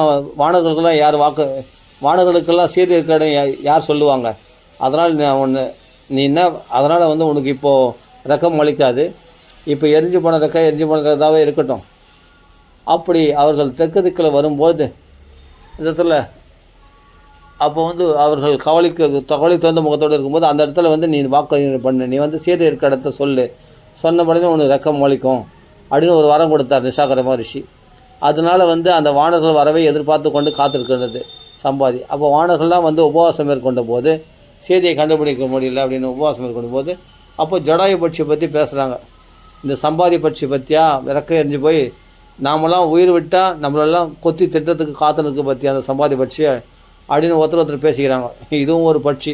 ஜடாயு இப்போ ராமர் கைங்கரியத்துக்காக உயிரியே பிராணத்தியாகம் பண்ண அதுவும் ஒரு பட்சி. புரியுதா? நம்ம ராமருக்காக சீதையை கண்டுபிடிக்கிறதுக்காக நம்ம வந்திருக்கோம், நம்மளை கொண்டு திட்டத்துக்கு வந்திருக்கு பற்றியா இதுவும் ஒரு பட்சியா அப்படின்னு சொல்லி பார்த்து சொன்னேன். என்ன இந்த ஜடாயு பற்றி பேசுகிறாங்க ராமருக்காக உயிர் தியாகம் பண்ண ரச்சனாவை பற்றி பேசுகிறாங்க, யார் நீங்கள் அப்படின்னு சொல்லி ராவணன் அப்போ தான் விஷயத்தை சொன்னார். ஆஹா, ராவணனா அடிக்கடி ஒரு பெண்ணை அழிச்சும் போவேன் அந்த பக்கம். நான் அன்றைக்கி பார்த்தா ஒரு பெண்ணானோ ராமா லக்ஷ்மணான்னு புலமின்னு போனேன். அந்த பெண்ணு ஒருவேளை ராவணன் தான் அழிச்சும் போயிருக்கான்னு, லங்கையில் இருக்கா, எனக்கு இங்கிருந்தே நான் பார்க்குறேன் அப்படின்னு சம்பாதி சொல்கிறார்.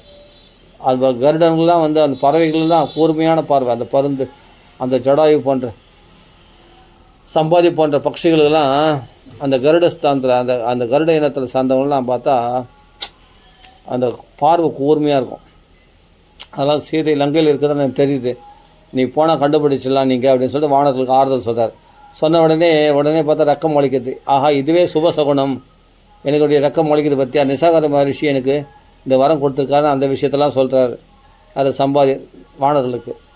அப்போ வானர்கள் அதை கேட்டு சந்தோஷம் அடைகிறார்கள். ரக்கம் முளைச்சோன்னு நான் கிளம்பி போகிறேன், நீங்கள் சீதையை கண்டுபிடிக்க லங்கைக்கு போங்க அப்படின்னு சொல்லிட்டு ஏற்பாடு சம்பாதி கிளம்பி போகிறார். அந்த இடம்லாம் இன்றைக்கி கூட இருக்குது. அந்த இடத்துல ராமேஸ்வரத்தில் போனால் அதெல்லாம் பார்க்கலாம், அந்த இடம்லாம் இருக்குது. ஆனால் இப்போ அந்த மலைகள்லாம் கிடையாது இல்லையா, அந்த மகேந்திர பர்வதம் அந்த மலைகள்லாம் கிடையாது.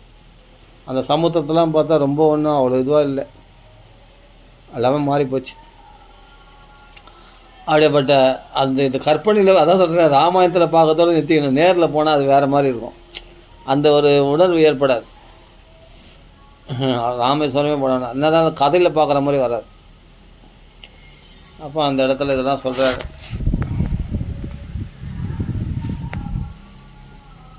அப்போ தான் உடனே ஜெய் ஸ்ரீராம் ஆஞ்சநேயர் கிளம்புறாரு. அதுக்கு முன்னாடி வந்து வானர்கள்லாம் பார்த்தா நான் 1 தொழில் தாண்டுவேன், நான் 10 தொழில் தாண்டுவேன், நான் 21 தொழில் தாண்டுவேன். அங்கே தான் நான் சொல்கிறேன், நான் போயிடுவேன் ஆனால் திரும்பி வருவேன் சந்தேகம் அப்படின்னு தான் சொல்கிறேன். இப்படி பல பேர் பல விதமாக சொல்கிறாங்க. அப்போ ஜாம்பவான் சொல்கிறார், நீங்கள் என்னடா நீங்கள் வாலிப பசங்களாக இருக்கீங்க வானர்களே, நான் வந்து 21 தடவை பிரதட்சணம் பண்ணி வந்தேன் திரைவிக்ரம அவதாரத்தை, பிரம்மாண்டகரமான ரூபம் எடுத்த வாமனர் அப்படிப்பட்ட விஸ்வரூபத்தை எடுத்த திரிவிக்ரம ஸ்வரூபத்தை 21 தடவை நான் பிரதட்சணம் பண்ணி வந்திருக்கேன் அப்படின்னு சொல்கிறார். அப்படின்னா இப்போ கிளம்பலாமே தேவரீர் அப்படின்னா அது அப்போ எதுக்கு சொல்கிறீங்க, அப்போ இளமையாக இருந்தேன், இப்போ வயசாகி போச்சு, இப்போ முடியுமா அப்படின்னு ஜாம்பவான் சொல்கிறார். ஆனால் ஒருத்தர் கலப்புறம் பாரு அப்படின்னு சொல்லி தனிமையில் உட்காந்துருக்கிற ஆஞ்சநேய சுவாமியும் பார்த்து நிறைய கூட தழும்பாது. மற்ற வானர்கள்லாம் பார்த்தா நான் 10 தொழில் தாண்டுவேன், 21 தொழில் தாண்டுவேன் அப்படின்னு சொல்லியிருக்காங்க. ஆனால் நிறைய கூட தழும்பாது. ஆனால் ஆஞ்சநேயர் கம்முன்னு இருக்கார். அப்போ ஆஞ்சநேயர் எழுப்புறார், நீ யார் தெரியுமா, சூரியனே விழுங்க போனேன், அப்படிப்பட்ட சக்தி படைத்தவர், உங்களுக்கு அலாதியான சக்தி இருக்குது, உங்கள் சக்தியை மறந்துருக்கீங்க அப்படின்னு சொல்லிட்டு ஆஞ்சநேயரை கிளப்புறாரு. அப்போ தான் ஆஞ்சநேயர் சுவாமி ஜெய ஸ்ரீராம்னு கிளம்புறார். அந்த மகேந்திர பர்வதத்தை தாண்டி போகிறார். போய் அந்த சமுத்திரத்தை தாண்டி சீதையை கண்டுபிடிக்கிறார். அப்போ ராமர்கள் வந்து கண்டேன் சீதைன்னு சொல்கிறார். இதெல்லாம் அடுத்தடுத்து கதை நம்மளுக்கு தெரியும்.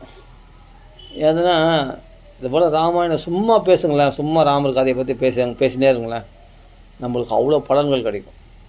நம்ம தெரிஞ்சதை பேசுவோம் ராமர் கதையை, அது அவ்வளோ ஒரு சுகத்தை கொடுக்கும். ராம கதைகளை பேசினாவே, ராம கதைகளை பற்றி பேசுனதால் தானே சம்பாதி மூலமாக அவங்களுக்கு உதவி கிடச்சிது வானர்களுக்கெல்லாம். யோசித்து பாருங்கள், ராமர் கதையை பற்றி பேசுனதால் தானே சீதை வந்து தூக்கு மாடியிலிருந்து நிவர்த்தி அடைஞ்சு அவள் ராமருடைய மோதத்தை பெற்றாள். ராமர் வரவை எதிர்பார்த்து அவள் ராமரோட பட்டாபிஷேகம் பண்ணி முடிஞ்சது. ராமருடைய கதை கேட்டதால் தானே பிராணத்தியாகம் பண்ண இருந்த பரதனும் உயிர் பழித்தான். ஆஞ்சநேயர் மூலமாக ராமர் கதை கேட்டதால். அப்போ ராம கதை தான் வந்து எல்லாருக்கும் சீதையை மறந்த துக்கத்தை கூட ராமருக்கு மறக்க வச்சது. என்னென்னா அந்த ராமர் கதையை 32 நாள் லவகுசல் வாக்களை கேட்டதால் தானே. அப்போ ராம கதை எவ்வளோ சுபிட்சத்தை கொடுக்கக்கூடியது, எவ்வளோ சந்தோஷத்தை கொடுக்கக்கூடியதுன்னு யோசித்து பாருங்கள். அப்போ அது இன்ட்ரெஸ்ட்டாக ரசித்து அதை என்ன பண்ணால் அனுபவித்து நம்ம ராமர் கதை அந்த கதையை சும்மா பேசினே வாங்கலேன். சும்மா உங்களுக்கு என்ன தெரியுமோ அதில் ராமாயணத்தில் என்ன தெரியுமோ அந்த கட்டங்களை சும்மா ஒருத்தருக்குள்ளே பரிமாறி பேசி பாருங்களேன். உங்களுக்கு எவ்வளோ ஆனந்தம் உண்டாகுதுன்னு நீங்களே பாருங்கள். அவ்வளோ ஃப்ரெஷ்னஸ் உண்டாகும், அவ்வளோ உற்சாகம் உண்டாகும். ஆனால் ராமாயணத்தை பற்றி பேசும்போது தான் நமக்கு இது வரைக்கும் நம்ம என்னென்ன எதிர்பார்த்தோமோ நல்லா புரிஞ்சுங்க. இப்போ பாகவதம் பற்றி பேசுவது தப்புன்னு சொல்ல வரல. பாகவதம் பற்றி கிருஷ்ணலீகள் மற்றதெல்லாம் பார்த்து பேசுனா உலகம் அனுகூலமாக இருக்கிறது ரொம்ப கஷ்டம், உலகம் பிரதிகூலமாக இருக்கும். ஏன்னா நீங்கள் வந்து என்னென்னா மோட்ச மார்க்கத்தை நோக்கி போகிறீங்க, சந்நியாச மார்க்கம், அது பாரமம்சிய தர்மம். பாகவதன்றது பாரமம்சிய தர்மம். அப்படின்னா சந்நியாச தர்மத்துக்கு தான் நீங்கள் பக்குவமாவீங்க, இல்லற தர்மத்துக்கு பக்குவமாக மாட்டீங்க. எது பாகவதம். ஆனால் ராமாயணம் பார்த்தா இல்லற தர்மத்துக்கு தான் அனுகூலமாக உதவக்கூடியது. நல்லா புரிஞ்சுங்க. அதனால் பாகவதம் படிக்கும் போது நம்ம எதிர்பார்க்குற பௌதிகமான பலன்கள்லாம் கிடைக்கிறது கஷ்டம்தான். ஏன்னா உங்களுக்கு கெட்டதுன்னா பகவான் அதை தடை பண்ணிடும், அது கொடுக்க மாட்டான். இது பாகவதம் படிக்கிறது பார்த்தா தெரியும். ஆனால் ராமாயணத்தில் அப்படி கிடையாது. உனக்கு இல்லறத்துக்கு தேவையான இகலோக சௌக்கியங்கள் எல்லாமே கிடச்சிடும், பரலோக சௌக்கியங்கள் எல்லாத்துக்கும் கிடச்சிடும். ரெண்டுமே ஒரு விதத்தில் பார்த்தா நல்ல விஷயந்தான். ஆனால் அந்த வழியில் போகிறவங்களுக்கு இந்த வழியை எதிர்பார்க்கக்கூடாது. குடும்பத்தில் ஒற்றுமை, குடும்பத்தில் உள்ள சந்தோஷத்தை எதிர்பார்க்கக்கூடாது. பாகவத வழியில் போகிறவங்களுக்கு அங்கே ஆன்மீக சௌக்கியத்தை தான் எதிர்பார்க்க முடியும். ஆனால் ராமாயணத்தை படிக்கிறவங்களுக்கு குடும்ப சௌக்கியம் கண்டிப்பாக கிடைக்கும், எல்லாமே கிடைக்கும், பக்தி சௌக்கியமும் கிடைக்கும். இது பெஸ்ட்டு ராமாயணம். புரிஞ்சுது? சரி. ராம ராம ராம ராம ராம ராம. ஸ்ரீராமநாம சங்கீதம் கி ஜெய், ஆஞ்சநேய சுவாமி கி ஜெய், ஸ்ரீராமன் பகவான் கி ஜெய். ஏதோ சொல்லிட்டேன், யாருக்கு எப்படி பிடிக்குதோ அப்படி செய்யுங்க. ராம ராம ராம ராம ராம ராம ராம ராம ராம ராம.